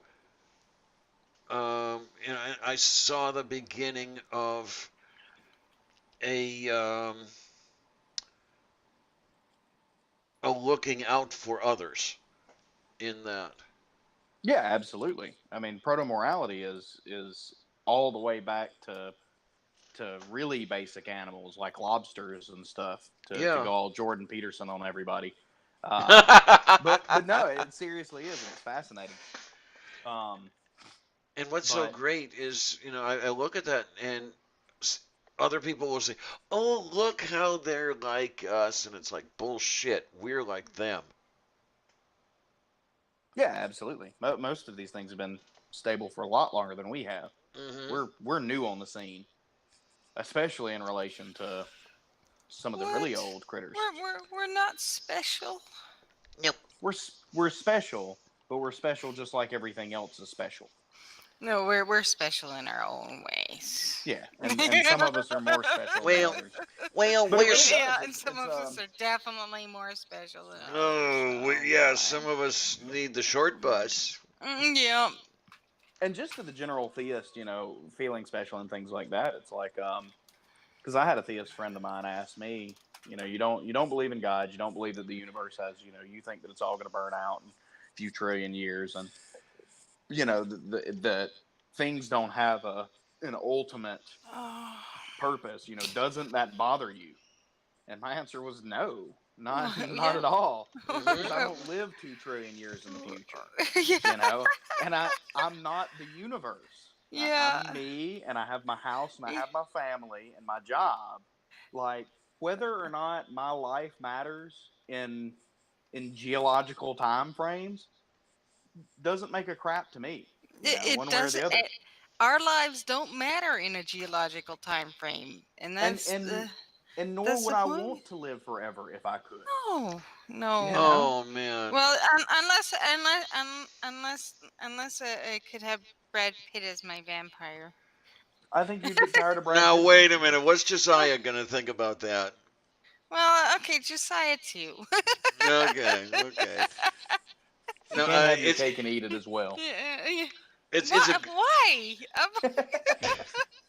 it's kind of a good thing that Kate isn't on channel at this point, because I'd get myself into a shitload of trouble when I mentioned that, as far as living forever, quote Zephram Cochrane from one of the original Star Trek episodes, immortality consists largely of boredom. Yeah. Oh yeah. I would expect so, because it's just, humans have, for whatever reason, a lot of us seem to have trouble keeping ourselves doing something or learning something. Like, if I could learn constantly, but even at a certain point, if you lived forever, you'd accumulate so much knowledge. You'd forget more than you ever learned. Like we do now, we forget more than we have ever learned. Like the older you get. And tell me about I it. can imagine how much you'd forget if you lived forever. I couldn't integrate my parts to save my life anymore. Yeah. Yeah, you definitely wouldn't want to live forever with our current cognitive abilities. No. They suck. Oh yeah. Yep. Cyborg. Something like that. I have no interest. I'm not a transhumanist by any stretch of the imagination. Just have to make sure there's no planned obsolescence. Well, I'm not a transhumanist. Let me live out my 80, 90 years and be happy. Yeah. For sure. I'm not a transhumanist. I'm simply a transhuman. That's all.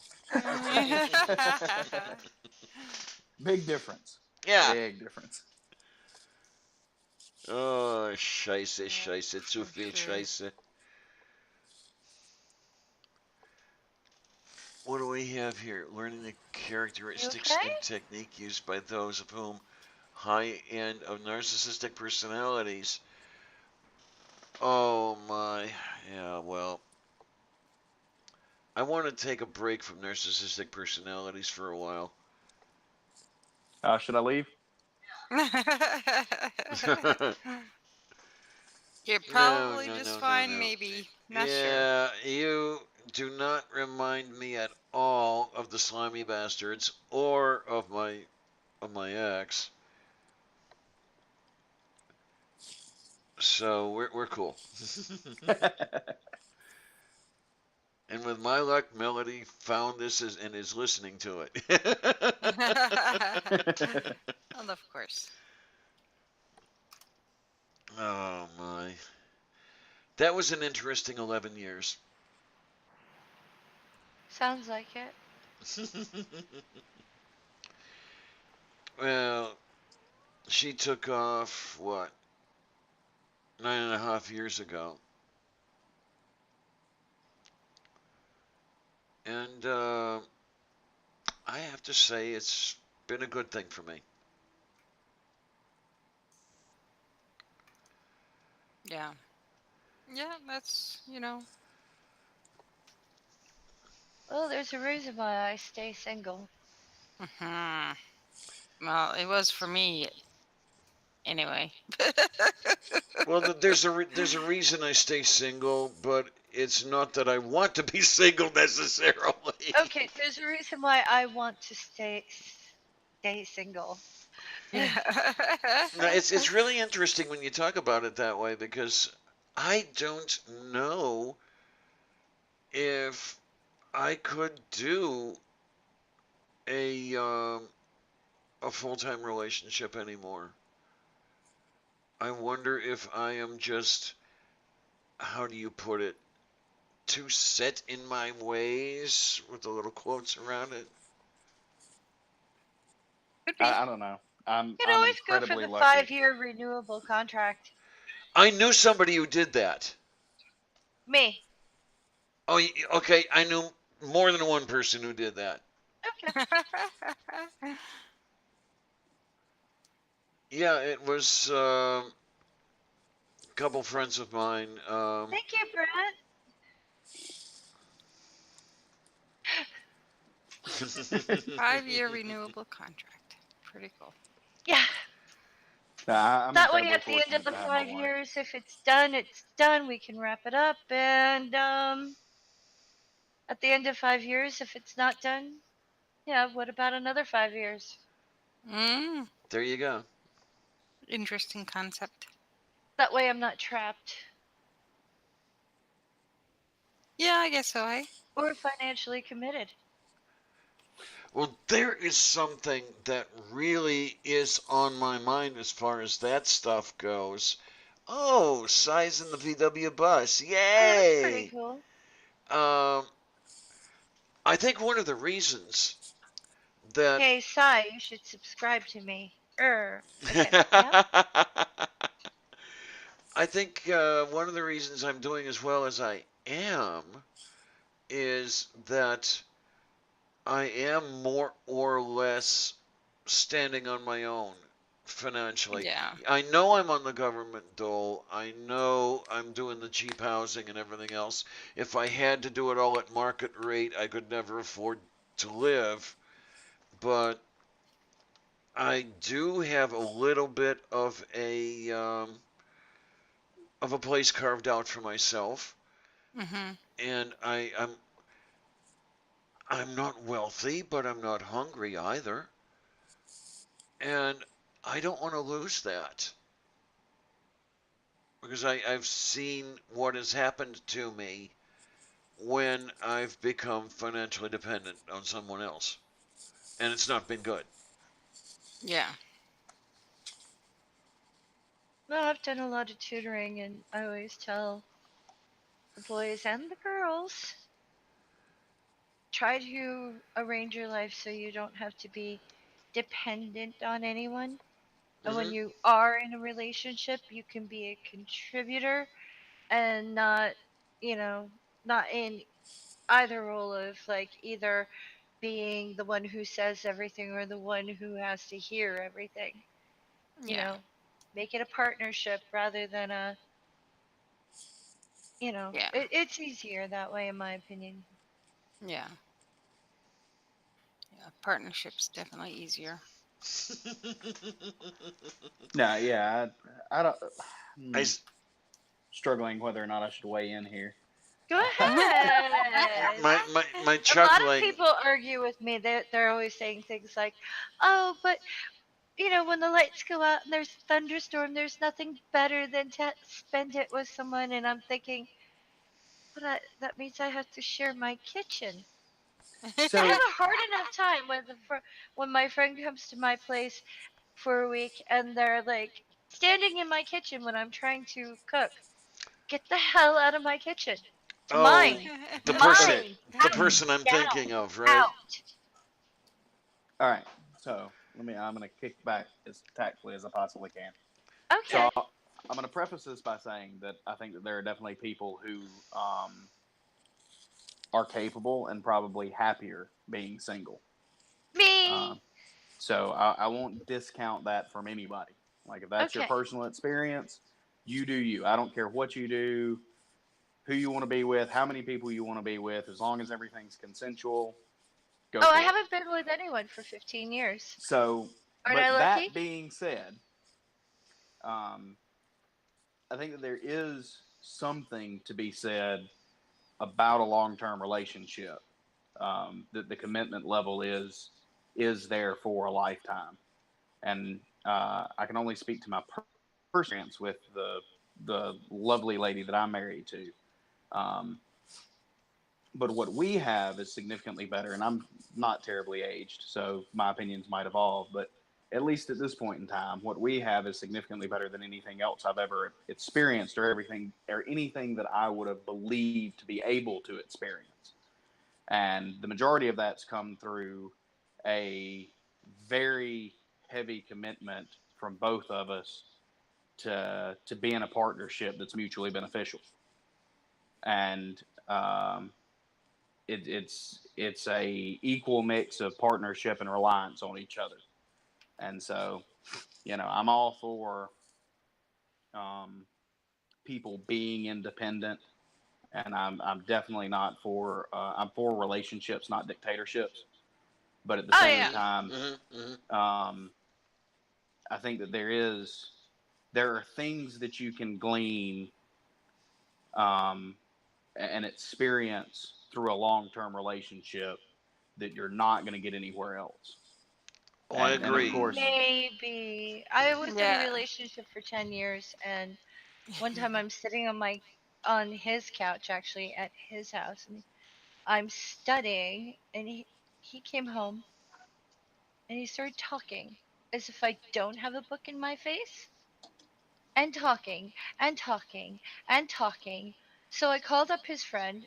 I arranged for him to go to the movies with his friend. Then I paid for it and told him to get the fuck out. so I would say that if the person that you've been with for 10 years is not capable of picking up on when Social you want to clues, be like I'm so whenever reading. you want to be left alone, then that's probably not somebody that you need to be in a long-term relationship with. Like, I Oh, mean, I know. And I'm not just saying, like, oh, yeah, I tried it once and it's over, but I am better off by myself. Or I know a woman who's married and she and her husband have two different houses in two different states and they both live there and like they only see each other like 4 or 5 times a year. That sounds so nice. but But again, like finding someone who is into that, like into their own territory and space and blah blah blah, like that's hard. And I would rather be alone than have someone like around for an extensive period of time because I need a certain time amount of time alone. And yeah, sometimes it does get lonely. But when that happens, I just remind myself, hey, you could have someone here all the time. And it wouldn't be hard to get someone here all the time. I mean, I'm not like awful or anything. I get asked all the time, but it's like, dude, really, dude, would you ever leave me alone? Oh, answer no? Okay, bye. And so yeah. before I turned 40, it was like, oh, we can have kids together. It's like, oh, you can go fuck yourself. No, it's hard to find someone who doesn't want children. It's hard to find someone Isn't who it though? will leave you It alone. It's hard is. to find someone who won't shut up when when you're reading or blah blah blah. It's like it's hard, and it's like, oh well, you don't like Batman Beyond. You're terrible. It's like, yeah, I'm terrible. But bye. Yeah, no, I like I said, or like you guys said, my own experience. I was in a long-term relationship for a better part of 20 years, and it just Well, here's a nightmare for you, it was Nadine. just horrible. Yeah. I have twins on both sides of my family, and my dad's a twin. Oh. So I was basically doomed if I reproduced, like especially Yeah. more than once, to have twins. Ain't no freaking way I'm raising twins. Yeah. Well, for me, it was just, I gave up 10 years ago. And I'm like, screw it. I'm not doing this again. I'm not putting myself through anything. And then, of course, Josiah comes along and it's like, So I'll say this for again, do whatever makes you happy across the Oh board. yeah. But for those who are out there that may be listening now or in the future, from personal experience, a long-term relationship can be obtained where both people stay happy the majority of the time. I believe you, and your And so, experience is the norm. You do realize that. yeah. of all of the people that I know, work with, and otherwise, and it's a terrible thing across the board, but I would say that my relationship with my wife is better than any of my friends with their significant others. And I say that but we approach things in a different fashion than most people do. But there's a lot of people that I know. There's a few that have good relationships with their spouses, but for the most part, it's pretty crappy. And that may be just my demographic, but that's what I try to, for the people that desire to be in a long-term relationship with somebody that they can spend the rest of their lives with, it can work, so. Sorry. No, you're fine. Gesundheit. I couldn't figure out how to pause it quick enough, or me myself. Just grab for the mic. That's where the kill switch comes in handy. I'm so happy that I have the kill switch up here on the headset. Yeah. No, mine's down on the cable, and Okay. it's kind of sticky. So it's From all the like sneezing? finding it quick enough when you're about to sneeze, especially with how hard I sneeze. I actually didn't sneeze very hard, so that was good. I usually sneeze hard enough to give myself a headache. Oh man, when I get in with sneezing fit, the girl upstairs has told me nicely that her walls start rattling. I know. It's like, ah, Yeah, exactly. That's about. I can be heard 2 stories up. Mm. Oh well. What do you do? You do a little bit this, little bit that. Go for you, go for me. What am I talking about? I don't know. Ah.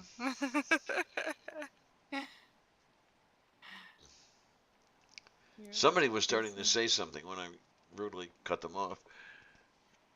I have no idea. Oh my! It feels good to be back on the air like this with great conversation, great folks. Yay! Yeah, it's definitely nice. Now all you have to do is figure out how to make some cash at it, right? There you go. Yeah, that's the rub. The only thing I want to do is pay off my car. Would not mind having one. It's not an absolute necessity, but it's not a bad thing to have a vehicle either. I kind of need one because of where I live. Yeah. Well, I've done the whole walking thing here, and unless you're willing to only buy locally and online exclusively, you're pretty much screwed. Yeah, same here. Yeah. My landlady put me on her insurance so I can keep driving. That's good. I was lucky with that. But I drive for her, so there's that too. Because what am I thinking here? Where I was living prior to here wasn't too bad, because I could hop on the bike and I could go just about anywhere I wanted to go. And you want to go to Chicago? Okay, you're going to rent a car. You're not going to bike there, but. Are you sure? A friend of mine would do it, as far as that goes. Yeah, because from here to Chicago is 500 miles, almost exactly. But when I moved here, it was hillier, and you have the only entry and exit, to and from this neighborhood is a U.S. highway. Oh. With, like 40 and 45 mile an hour speed limits. Oh. Yeah, and you don't want to bike on that. I tried. Oh gosh, no. Yeah, no. They tried to run me off the road, and not fun. Yeah. No, it's not fun. So a motor vehicle wouldn't be bad from that standpoint, but just don't have the cash to hack everything that goes along with it. Yeah, that's always the problem. And that's the grand factor and everything. Mm-hmm. Trying trying to keep up with that. Insurance, blah blah blah. Yeah. Plus, just gas prices right now suck. Oh yeah, gas is horrid. The last I saw at the Squall Mart was 307 for a gallon. Yeah, that's comparable to here. Okay. Oh, can't tell. F5. How hard is that to remember? Apparently difficult. Moo? So I've been coding my website, but I have to learn it first. I have to learn the coding first. So I'm setting up a template of pre-made code for my website, so that when I build a new page in it, I already have the code. I just have to copy paste a lot of the formatting and stuff like that, just to, get that in there without having to remember what's what. And so I'm just kind of trying to set that up. And at one point, I'm not sure what I did, but something formatted it and messed up my formatting for the code display on the websites. Like, so if you look at a website and you try to, it has a sample of code, you can copy and paste that out. To keep that looking that way, you have to do it a certain way, and it got all messed up, and it's a pain in the arse. It's only broken now. Yeah, it's kind of this weird little thing, and for some reason it got all reformatted, and there's a lot of it.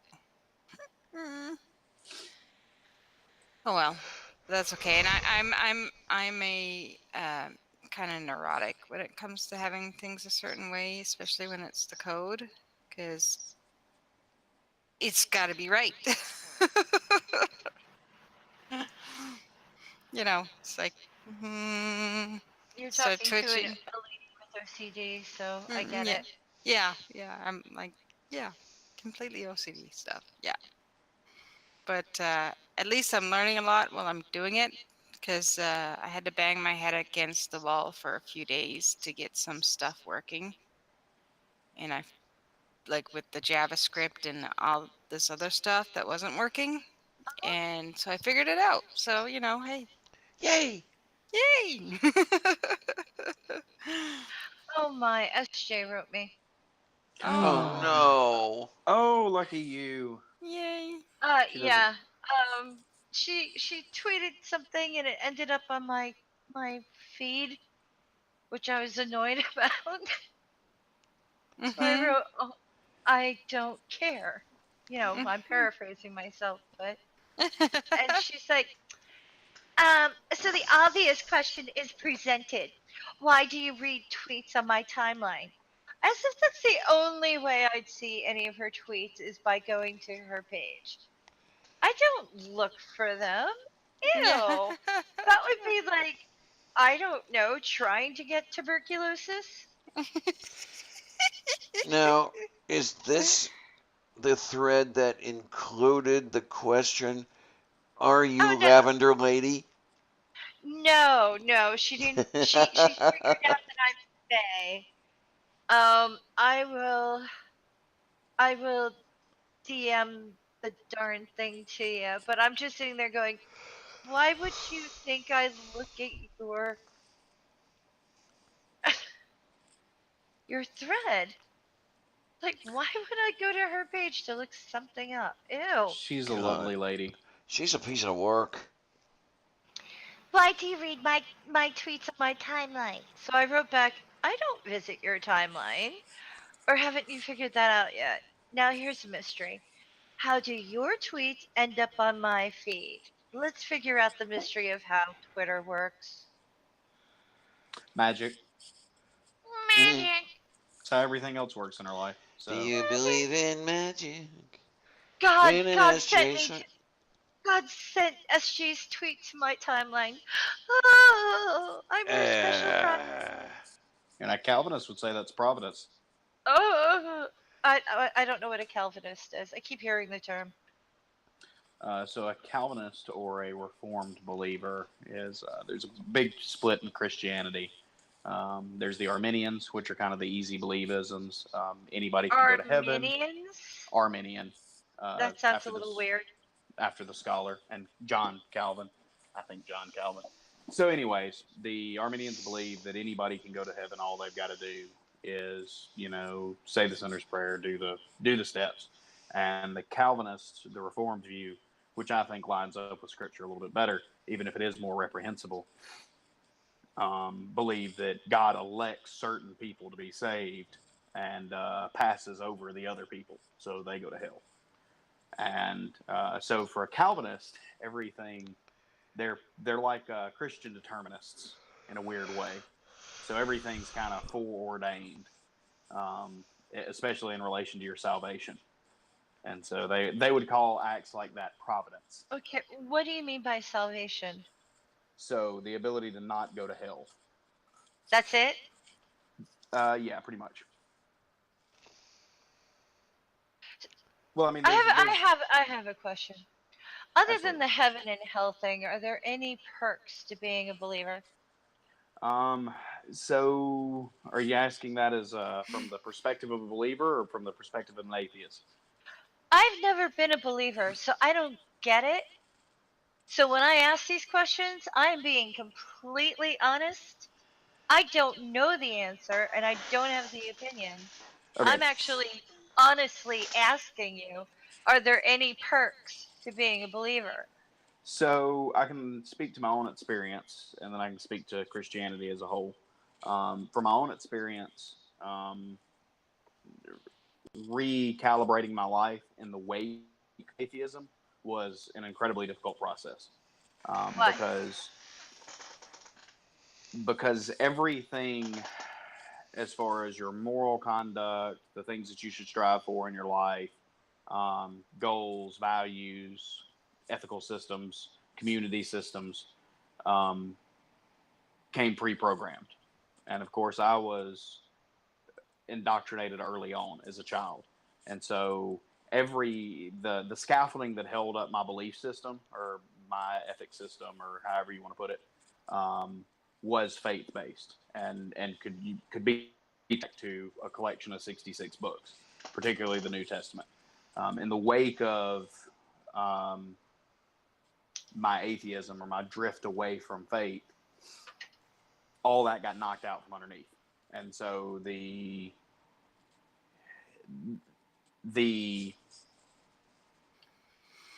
it's easier to be a believer in my estimation because there's a lot of things that you do not have to think about in any sort of deep fashion. The meaning of life is God created us for a special purpose and Christ's redemptive story, and then we're going to live forever and praise Jesus. Hallelujah. Ethical systems were already grounded. There was no... What's really, really funny is that it's been my experience that the only people who really care about a quote-unquote meaning of life are religious people. So like I think that never factored in until I saw I never even thought of what's the meaning of life thing, and the whole joke about climbing the mountain to talk to the guru. Mm-hmm. Like that whole question, that whole concern about mortality or immortality or like purpose or explanation never even occurred to me. And when I thought about it, I got the giggles. Like, is that weird? So no, I wouldn't say so. I would think these things weigh differently on different people. Like I say, there's people that have stepped straight out of theism into atheism and never missed a beat. For myself, it was a long and heavily fraught journey to rebuild my kind of human operating system, if you will. For others, it's not a problem. They're just like, whatever, I'm free now. Theism for me was significantly simpler. I didn't have to think about the issues in the same way that I do currently. Christianity as a whole, the benefit that religion offers, specifically to the believers, is the thought that you know somebody that knows everything, and That's what Google's for. well, I mean, no, seriously, I mean that's if there is a being that knows all, then you have access to absolute truth. If you think that you can communicate with this dude, along with a whole bunch of other, Yeah, that's senses of, another concept I don't quite get is absolute truth. Yeah. I agree. but no, that should hopefully that answers your question, at least from my perspective. It's interesting, and I thank you for explaining what you have. I'm still a bit like I don't know if I'll ever quite figure out what the appeal of Christianity is other than the heaven and hell concept. And I'm not buying the Brooklyn Bridge in order to own it after I die, if you know what I mean. No, I mean the heaven and hell concept are definitely large um, motivators. It's the old stick and carrot trick. Um, but again, heaven would be like a divine North Korea. So I'm not sure why anybody would want to go there, especially if it's the heaven that the Bible lists. Hell's not much better, but neither are optimal by a long shot. I mean, there are appeals to Christianity for sure. There's appeals to religion in general, um, especially in mass. I think that the secular community does a poor job of replacing the things that religion offers, as far as cohesive belief systems, cohesive moral systems, senses of community, um, things of that nature, and that's especially prevalent in my area. But that's kind of a topic for another discussion. It's interesting though. That's what a lot of my, like I say, I'm going to start a YouTube channel very soon. My first video may be out as early as next weekend, and a lot of my channel's content is going to be devoted to these kind of concepts, because it's something that I struggled with tremendously, and I know plenty of other people that did as well. For people who were raised purely secular, it's not really an issue. What's the big deal? Yeah. But for But people it who is came though. out, I mean, I not to be a complete ass here, but like I feel like there's a lot of content for former believers or apostates or whatever you want to call them. But like people who were raised purely secular, we have our own difficulties with faith, and mostly that would be like the faithful, or even just understanding what kind of thing a former believer who is now an atheist has to go through. Like we really don't have a concept. I remember when I first discovered atheists on Twitter, I was more interested in talking to other atheists because it would be like, you spent how much time believing? Like, your dad was a pastor? What was that like? Like, it's weird. yeah, It really is weird. And it's like, so what happened? And what got you out? Like, what was the moment? Or, and some of them had the moment, and some of them didn't have the moment. And then you find out that they have nightmares about hell for years afterwards, and Yeah. it's like, I never understood why? that either. no, And it's you just feel, I mean, my heart breaks for them, don't get me wrong. Exactly. But when I was in school and stuff, because I didn't believe, it was assumed that one, I was a witch, two, I believed in the devil, three, I believed in this, that, and the other thing, and I didn't believe in any of that crap. So, I mean, like, Yeah. mentally and emotionally tortured for years for not being able to convince myself that there was a God. That's not fair. yeah. So it definitely, I don't know, the atheist community does a fantastic job of getting you to atheism, but it's like once you get there, It's like, well, you're an atheist now. Have fun, you know. And like, I don't have it on hand, but you know, I'll keep a notebook of quotes and excerpts from books and things that I've thought about and things like that. And it's listed, as lame as it is my operating system.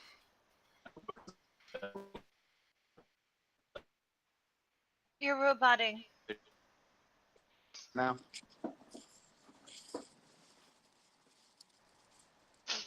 how about now? Better. Okay. Yeah, a little better the there. video out.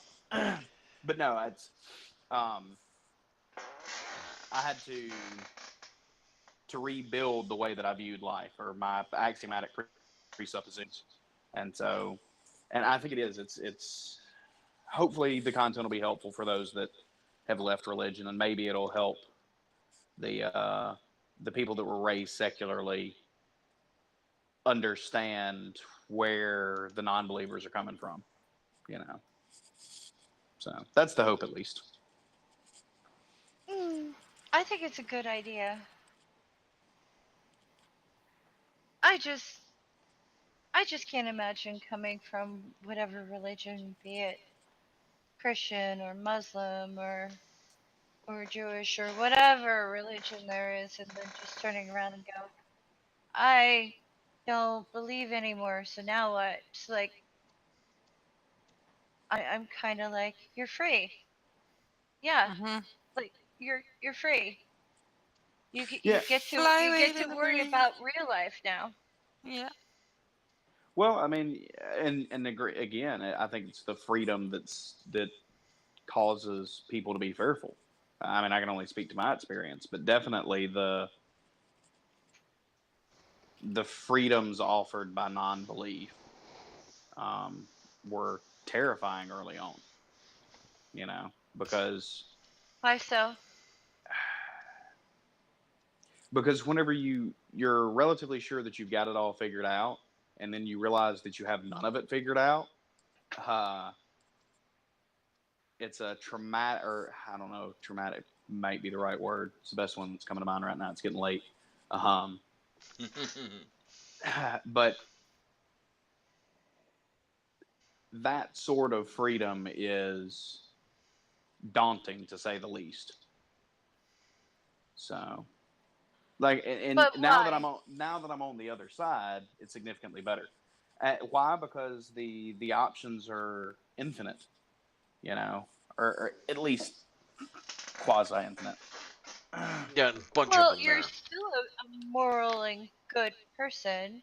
Granted, the indoctrination is still there, but when you think about things, you can come to the right conclusions. It's not like,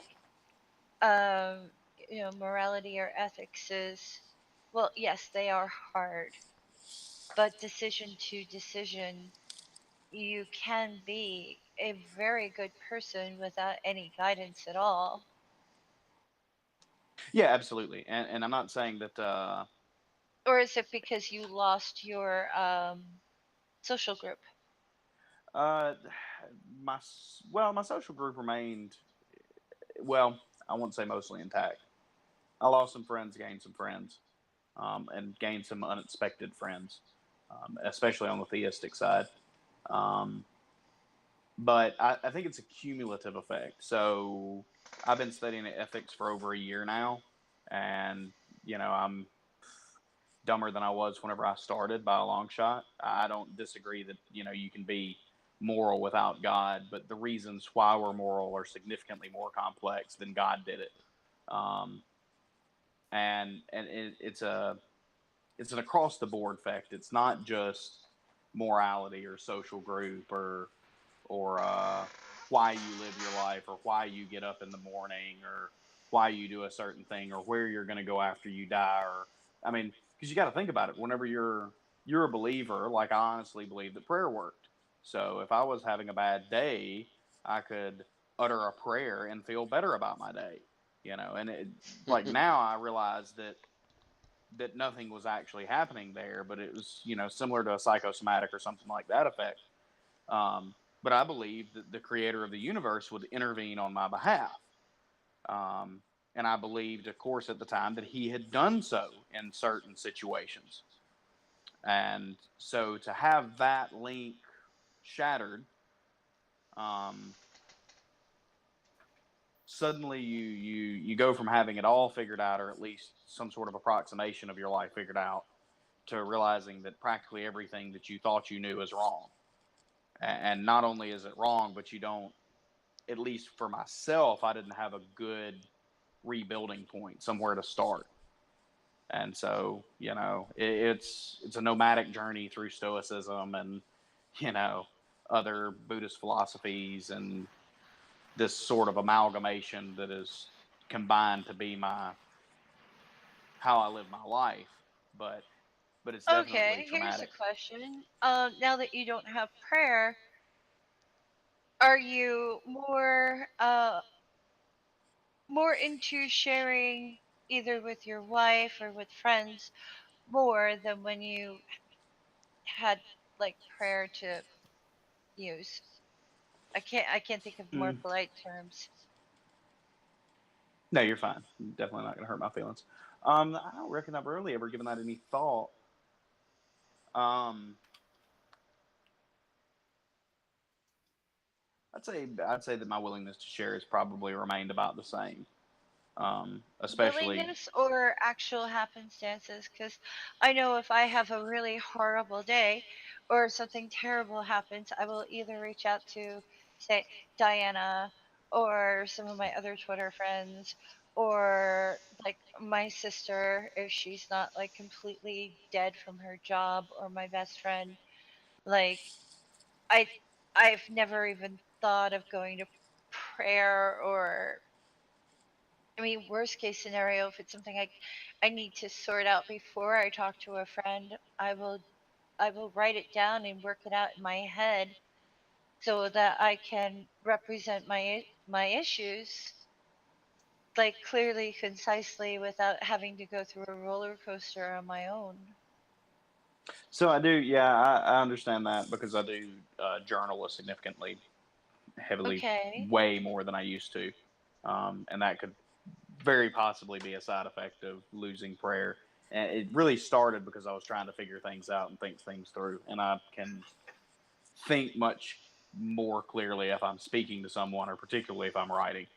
And so, but as far as support goes, my wife has always been uh, the best support system that I could possibly ever imagine. Um, and Now, is she a hopefully, non-believer too, or does she yes, believe? yes, she's an atheist. Okay. Yeah, we deconverted together, I guess, if you will. Although Oh. she did it much more rapidly than I did. She sees things significantly clearer than I do. Ooh. Interesting. For her, the transition was not nearly as life shattering. But like I say, she's a significantly clearer thinker than I am. She's much more pragmatic. I don't know if we've gone over this or not, if I may ask. How old were you when you deconverted? So the process started. Actually, I was on a missions trip. Oh, Whenever the that's ironic. That's yeah when you like go to another location and try to talk people into the Bible, right? yeah, so I was on Okay. a missions trip in Kosovo, Oh, and fun. over there trying to convert the godless heathens. Except they just believed in a different God than I did. And whenever I got to know the people, and realize, I started thinking about, these people, they have their belief systems, they're devout in them, they believe in a different God than I do, and therefore my all loving God's going to send them to hell for all eternity, you know. And here I am telling them to rid, and these people didn't have good lives. Well, I say that they had lives, which counts for something, but they were significantly less blessed than we are here in the West. And Well, by our standards, yes. by our standards, yes. And they were on the tail end of a war, and most of the kids had lost their fathers, and it was a. Anyways, I digress. So I started thinking, I'm over here trying to take something from these people and replace it with my support system or my religion, So that kind of catalyzed the process. I went from kind of a hardcore Christian to more of an easy believism, and it was a slow transformation process. And probably about 2 years ago, I became fully atheistic and then came out, which is a silly thing, but where I live, it's a big deal. Yeah, 'Cause it as far as is. Mm-hmm. well, I mean, my wife and I are the only atheists that I know of in our town of about 3,500 people. And so, at least the only open atheists. Certainly, we're not the only ones, but the only ones that are openly non-believers. So, like I said, it was a long deconversion process that flirted with, I examined other religions and then examined deism and sort of a vague theism and a pantheism kind of process. But I guess the real snap point was whenever I started looking into the atheistic arguments. It started questioning. At that point in time, for that period of years, I never questioned whether or not there was something that was governing the universe. It was just which one has the right God. And at the point in time that I started to question if there even was a God was whenever things started getting real shaky. Yeah, I think in my personal case, I think it was a lot easier for me because the ties that bound started breaking when I was about 10 or 11 years old. I was going to a public school at the time, and we had this thing we had to do called CCD, Confraternity of Christian Doctrine. It's basically Catholic school. Yeah. Yeah, my mother went through that. I'm an ex-Catholic, and there was one particular class evening where the instructor was focusing on euthanasia, which I'll get into a little thing about that a little bit later. But he set up a situation where, okay, here's this aged person who's terminally ill in horrible pain, begging for the release of death. What do you do? And up and down the aisles teach, what do you do? What do you do? What do you do? And of course, they're all giving the answer he wants to hear. When he comes to me, I had to preface it with, well, I really don't want to see this person suffering that way. And he literally screamed at me, but it's God's will! I looked at him, and I just couldn't say anything more, but I was thinking, what kind of God is that? Yeah, that is precisely it. But it's God's will, and he screamed at you? Yeah, he raised his voice, yelling it. It's God's will, that this guy should be in such pain, in such physical. It's ridiculous. That reminds me when I was in high school, and I was in a verbal argument with someone in the hallway. And, well, this is New Jersey, so you can imagine how intense that was.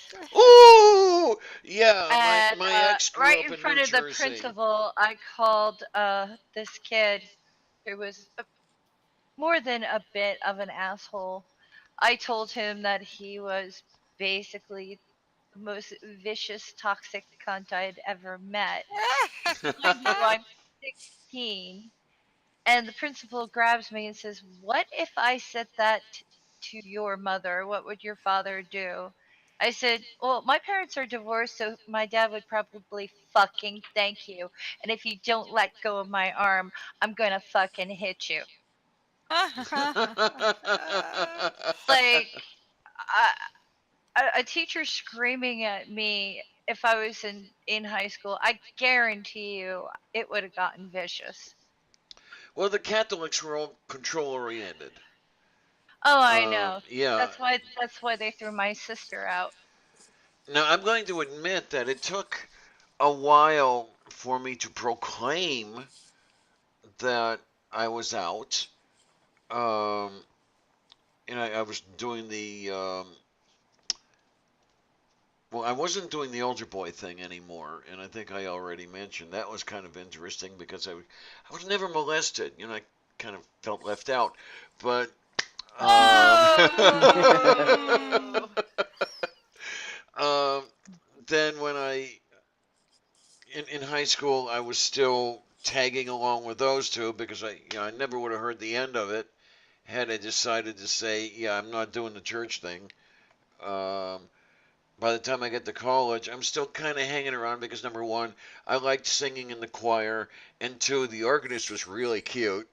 Uh, but finally, I came out and proclaimed the A word, and I was already an atheist by then. I knew that. Um, I mean, by the time I'm 16, I already know that Detko was going nowhere after shuffling off his mortal coil. Um, while everybody else is there goes Grandpa, and it's like Grandpa's not going anywhere. Grandpa doesn't exist anymore. Okay. Um, didn't say that to them though. But No. there was the other thing too that I never got though when I was in that little class with the whole thing about the euthanasia. I was always wondering what the big thing was about the kids in Siberia. What was so important about them?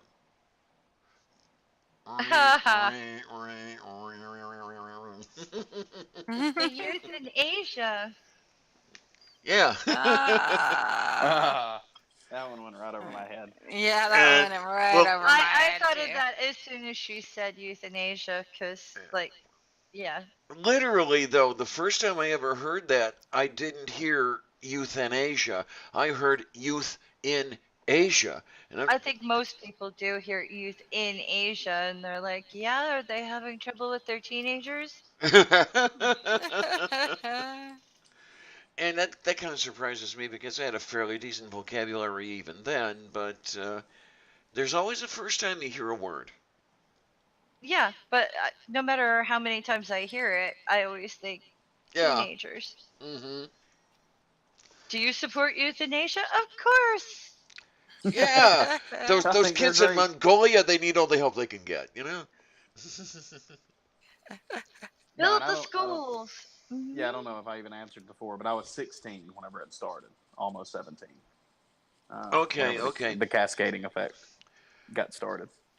So that's the other thing is that is rather young, but it must be that the indoctrination was that complete? Or you still had the troubles? So I was really, really heavily involved in church. I have preached before. At that point in time, I was highly considering being a pastor whenever I graduated high school, going to seminary and doing all that. It was there. I don't see how, and that's what I hate because people say, "Well, you were never actually a Christian," and I'm not sure. I'm not sure how I could have been any more Christian. If you would have asked me whenever I was 16 years old before the missions trip, there was no doubt in my mind. Period. None. I was saved. I was heaven bound. I played in the praise and worship band and preached whenever people needed out. I helped with the youth group and led services, and there's nothing in the Christian experience that I didn't get, including being a Pentecostal and speaking in tongues and being slain in the Spirit and the whole. What is slaying in spirit? Slain in the Spirit, that's the flopping around all over on the floor like you're having an epileptic fit, right? Pretty much, yeah. Or just being touched enough that you fall over, being overcome with the presence of God. My sister went full-blown Pentecostal and was proud of all that sort of thing. And that's where I like to tell people that the slimy bastards tried to raise the two of us Roman Catholic. She found Jesus, I found Carl Sagan. But, she was an annoying Pentecostal. So I'm sure I was as well, because we did the Pentecostal thing for a while, and so like I say, there's nothing in the Christian experience that I didn't get, And so for the people that, and that, I think that's why it stuck around for so long, is because I was so heavily, my life revolved. I don't ever remember not going to church as a child. We were there every time the doors were open. That was part and parcel for existence. Was being in the church. Wow. I mean, as far as me, the church experience was basically the way George Carlin puts it. You get together on Sunday in a special building to compare clothing. Yeah. Yeah. No, it was vastly different. For my experience, was vastly different than that. Because the Catholics were all about the ritual and really none of the substance. Yeah. And I think that's another thing that made it easy for me, is I was lucky enough to have been adopted by a Catholic couple. Yeah, for sure. Yeah. Nah, because it was definitely different. Like I say, we were. I mean, and I don't resent, particularly my mother, but my parents in general for the way that they raised me. They believed that they were doing what was right. I mean, they're still theists to some degree, not nearly as Christian as they used to be, but it's different, and it's difficult for people that are in that situation. Mm-hmm. So, and I'm glad, like I say, now on the other side of it, I'm significantly happier. My relationship with my wife and kids is significantly better. Death anxiety's gone. Yeah, isn't it great? Yeah, the benefits far outweigh the negatives. I am not at all afraid of death. I admit that I am somewhat afraid of dying, but that's a different story. Yeah. Yeah. Being dead, no problem at all. Getting that way, that could be a problem. Yeah. It's the getting there. It's not necessarily the being there.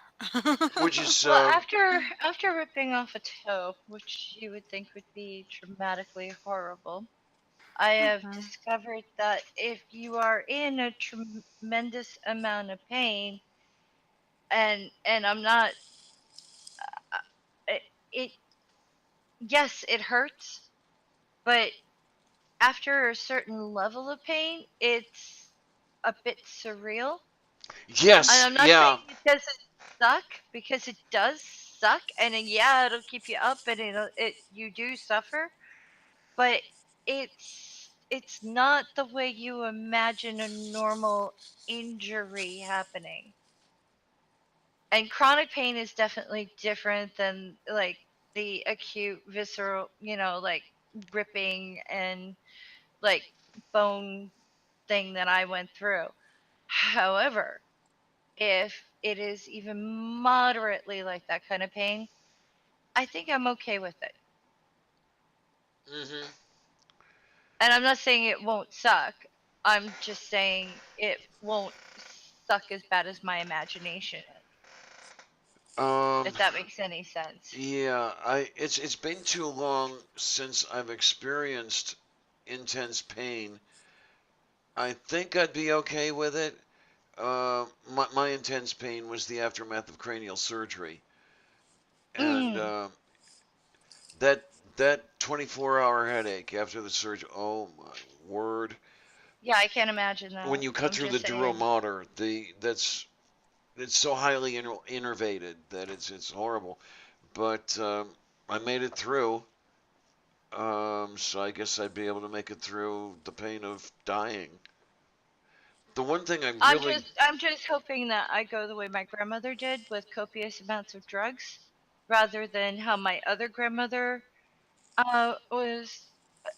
I had one grandmother who had hospice care, so that was great. Can't say she didn't suffer, but she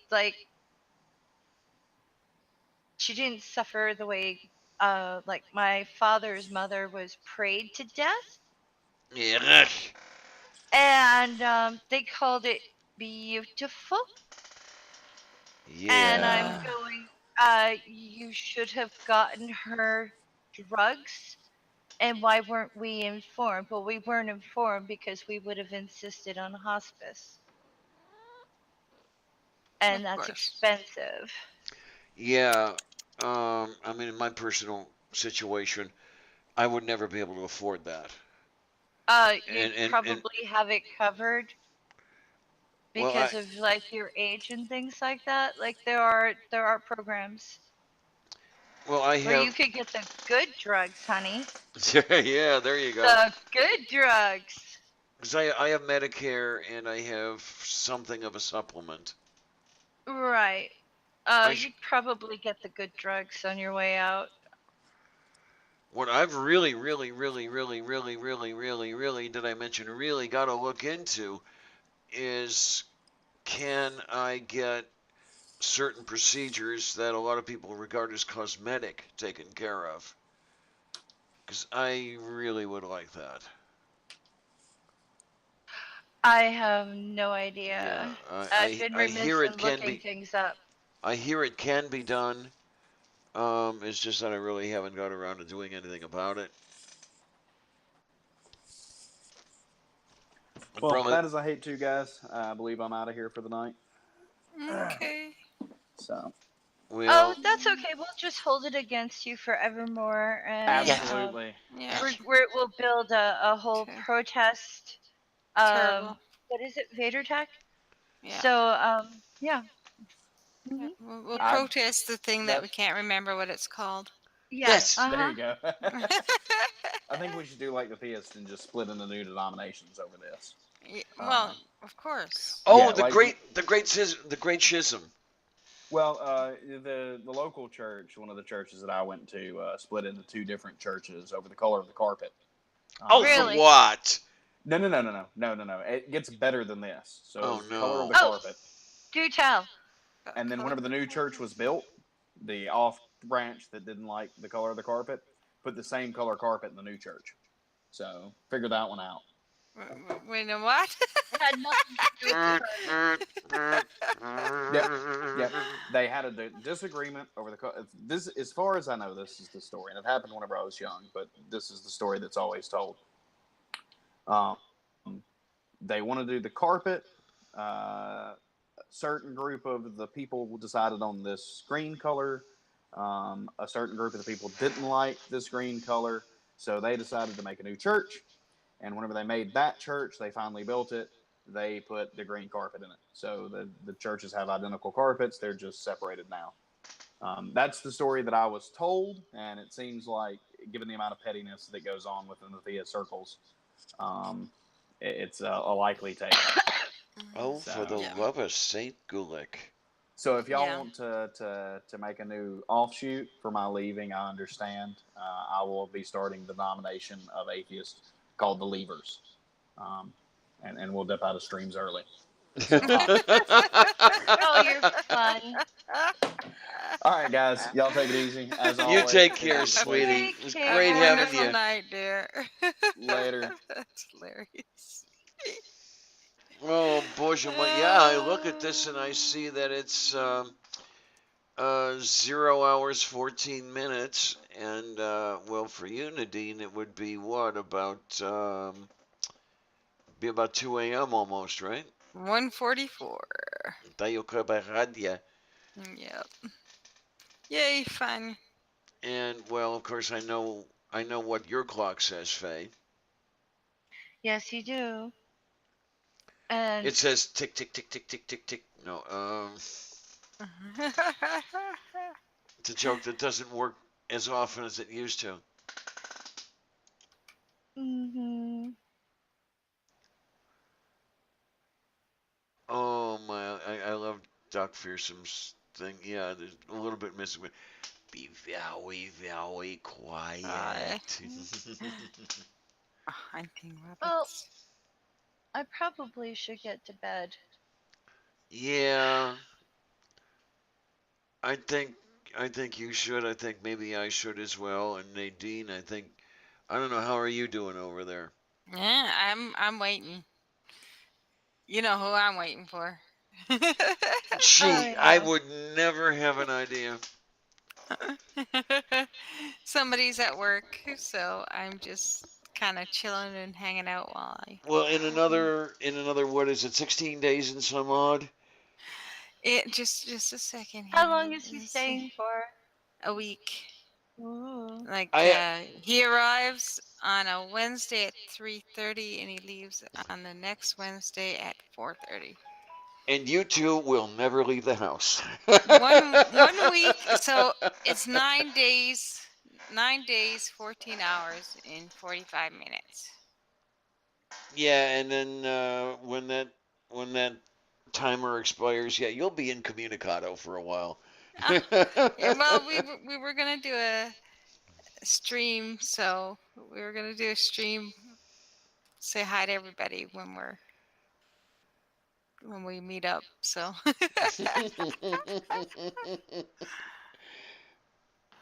Yeah, you graciously decided to come up for air. All right. yeah, pretty much.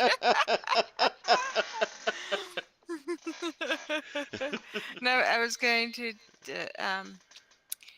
Originally, my landlady had planned to come with us, but she's got a doctor's appointment in the morning, and they drug her. She's getting some tests done, and they kind of the drugs and the stuff that you got to take is not conducive to driving or anything like that. So I get to drive by myself, but I was going to have her record us at the airport.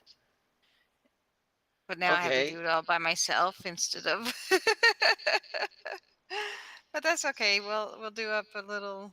I'll do up a little thing where when he comes down at the airport, and then when because we're gonna go out for supper and meet my brother that night because my brother gets off work a couple hours after he lands, so we're gonna go do that. That's pretty cool. Okay, so at least he'll get to meet Josiah, because I think we were talking at one point that there's a little diciness involved as to what some of your family think about him. Nope. My family's fine with him. Oh, okay, because I Yeah. thought I picked up something that he Well, thought he was. there was some, but I've assured them that Okay, I good. I spend pretty much. We've had 17-hour calls on Skype. Okay. 17-hour calls on Skype on a regular basis. No, okay, wait a minute. 24 minus 17 is 7. Yeah. Mm-hmm. Yeah. So you're calling, well, you're calling during your sleep and conversing as well, right? Well, we fall asleep on Skype calls. Yeah, okay. Oh, I remember a time when I used to do 8-hour Skype calls. Yeah. I can't do that without being in pain. Yeah. Well, it's just he calls and my tablet answers and that's it. And if he gets disconnected, I've got it set up so that my tablet automatically answers. So. Well, that's the thing that Deb and I discovered was that after 8 hours, Skype would throw you off. No. Oh, so they changed that. Not necessarily. Yeah, no, they don't throw you off. What happens when is he loses his internet at his house once in a while. Like they're just in a bad spot and they kind of get booted and stuff after a while. So. Okay, because the first time we got booted, it was like, what the hell happened? But when I saw it happening on a regular basis at a consistent time, it was okay, 8 hours. So it was always, we'd look at the timer and okay, 8 hours is coming up. It's going to boot us. So I'll get right back with you. And then we'd go for another 4 or 5 hours. Yeah. No, I don't think Skype does that anymore. Okay. Because like I said, you go back on my Skype log and there's like 16 hours, 17 hours, 16 hours regularly. Yeah, because the time that we were doing this was around 2012. Yeah, yeah, they probably changed it quite a bit since then. It never happened to me, Diana. Yeah. Huh. Maybe they just didn't like me. Maybe it was your internet connection, or maybe it was like the amount of internet use in your area. Yeah, could It be. could easily be. Because there was no fiber op and stuff like that back I then. had Verizon DSL at the time. Yeah. That might have been the issue rather Yeah. than Skype, because Yeah. I've had cable and they've never thrown me off. Okay. Yeah, the only time I've ever gotten thrown off is when there's you need to reboot your router. Well, that said, guys, I really gotta get going. Okay. Good night, honey. I'm You turning go into night. I'm turning into what's the word? Zombie? Yeah, I think that might be a good The word one. is, I think, what? You're turning into a thing you don't want to be turned into? Pretty much. I mean, I haven't been feeling well, so Oh, that's no good. I just sort of like been really fatigued. Like I slept all day today, which is unusual. And I'm ready for bed again, which is unusual. But I mean, I would love to stick around, but I don't think I can, and I don't think you guys want to hear me drooling into my microphone and shorting it out. With my really, really deep snoring. So, anyway, I will talk to you soon, and thank you for having me. Well, thank you for being here, sincerely. It's nice talking to you again. Yeah, and I know. take care and good luck if I don't talk to you before next week. I'm sure everything will go fine. I'm sure. Yeah, I don't have any worries. Mm-hmm. So good luck. Talk to you soon. Thanks. Okay, Bye. Bye. Night. Oh No, my. I'll be taking off too because I was gonna I'll be getting a phone call. Okay, and yeah, you'll be good with that stuff, and I'm probably gonna hop onto the. At least I have a mattress now. Well, I Yeah. always did, but it was a kind of a thin mattress on the floor. I kind of got spoiled with this. Yeah. I'm gonna have to say it's the best $500 I've spent. Yeah. Getting a nice mattress is always a good investment. And it turns into a couch when I need one. Yay. That's always good. Now, and she just the little one dearly loves sleeping there. yeah. Oh, good. Yeah. That's nice. That's nice. It's what is it, a foam mattress or? If I remember correctly, it's a pocket spring mattress. Oh yeah, those are nice. Mm-hmm. I had a nice one when I was with my ex. It was a really good mattress. Yeah, it's a nice thing to lie on and sit on. Yeah. Although that thing has not been configured as a couch in a few months. Yeah. But if all goes well, come the winter holiday, it'll be configured as a couch again. I certainly hope so. Yeah. I certainly hope that Cassia and I can maintain the winter holiday dinner. You know, she can bring Jesse along. You know, it's like, 3 of us at the table. And last Christmas it was a goose. And wow. yeah, I hadn't had a goose in something over 15 years. Cassia had never had one. Oh yeah. And I saw goose on sale. And when I say on sale, I mean like $7.50 a pound. Yeah. And it was okay. I've got to get this damn goose because Cassie has never had one. Hang on. And yeah, it worked out really, really well. Um, so this year it might not be a goose, but it'll be something wonderful. Yeah. Oh, that's cool. Well, I already have one turkey in the freezer already. And I'll end up getting another one by the time Thanksgiving comes around. I'll probably roast that one, have a couple pieces of it, and then make pies out of the rest of it. Yeah. And that's the one thing I haven't tried yet. No? Kitty pot pie. Kitty pot pie. Oh. I get I'm tempted sometimes. I have a feeling that there's a certain kitty who would disagree with you Right. on the subject, but I'm not sure, but I'm I'm got a good inkling to that. Okay, wait a minute. Bro, answer my question, please. I really want to know. And Okay. I must have missed it. Oh. Oh, is it the one? Are there different terms for debates like street epistemology? Is that the question you mean?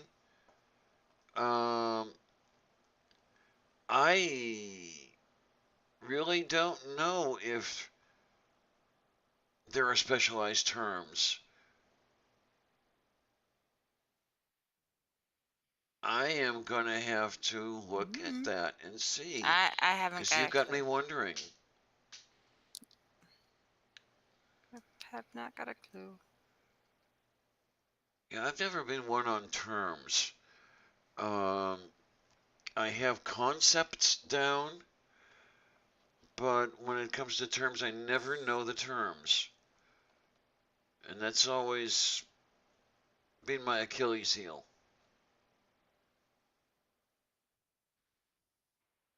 So I'm going to have to look. Definitely.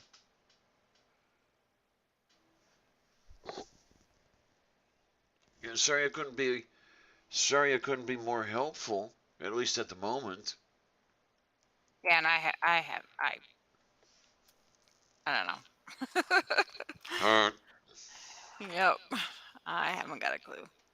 But I'm going to let you go because I am going to be getting a call any moment. All righty. So, you have a wonderful night. We're going to give it a try, and thanks for coming by. Definitely. Yeah, It's been a thanks while. for having me. Yeah, I know. It's awful. Usually, like, I haven't been catching many streams lately, and when I do, it's usually I'm pulling in at the last second. It's like, ah. Yeah, I've been kind of incommunicado for the last 3 months. Yeah. When it comes down to that. Yeah, for me, it's been mostly because my computer's been, my Windows crashed and then nothing's working. So I've only just been able to get OBS working at least. Yeah. Yeah. But, I still can't get it to recognize my GPU, which is annoying as hell because it would run much better. Oh, moo. Oh, well. Okay. Okay. Have a wonderful night, honey. Danke I'll schön. talk to you later. Is that a threat? Yes. Bye. Night, night. And I guess I will say that this thing might as well sort of draw to a close here. Yeah, Doc, I'm feeling a little bit better. I'm still not 100%, but I'm definitely not 2.5%. So I guess that's a little something nice. It's the most interesting thing I've found out about this is with the change around of medications and stuff. The new one I was put on gives me very, very vivid dreams. I have not yet had a full-blown nightmare, so I'm hoping that it's helping in that respect. but yeah, the dreams are extremely vivid. So we'll see how that goes. But as far as that is, I am seeing. Okay. Yeah, my latest head shrinker is wondering if mine is major depression or if it's dysthymia, um, which he happened to mention that dysthymia was the harder to treat, and I'm like, oh great, thanks, I needed to hear that one. But we'll see how it goes. I've got another appointment coming up with him soon, and I'll report everything there is to report, and hopefully we can get somewhere. But I'm going to thank everybody for coming along because I've got midnight here, and I've been at this since about 6 a.m. You know, 6 yesterday a.m. So yeah, it's kind of running on fumes for me too. So thank you, Doc. I certainly try. I will give that a try to hang in there because I'll tell you what, the alternative is not all that, not looking all that good. So,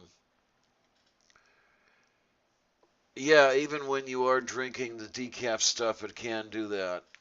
Um, I mean, if nothing else, you're running to the little girl's room all the time.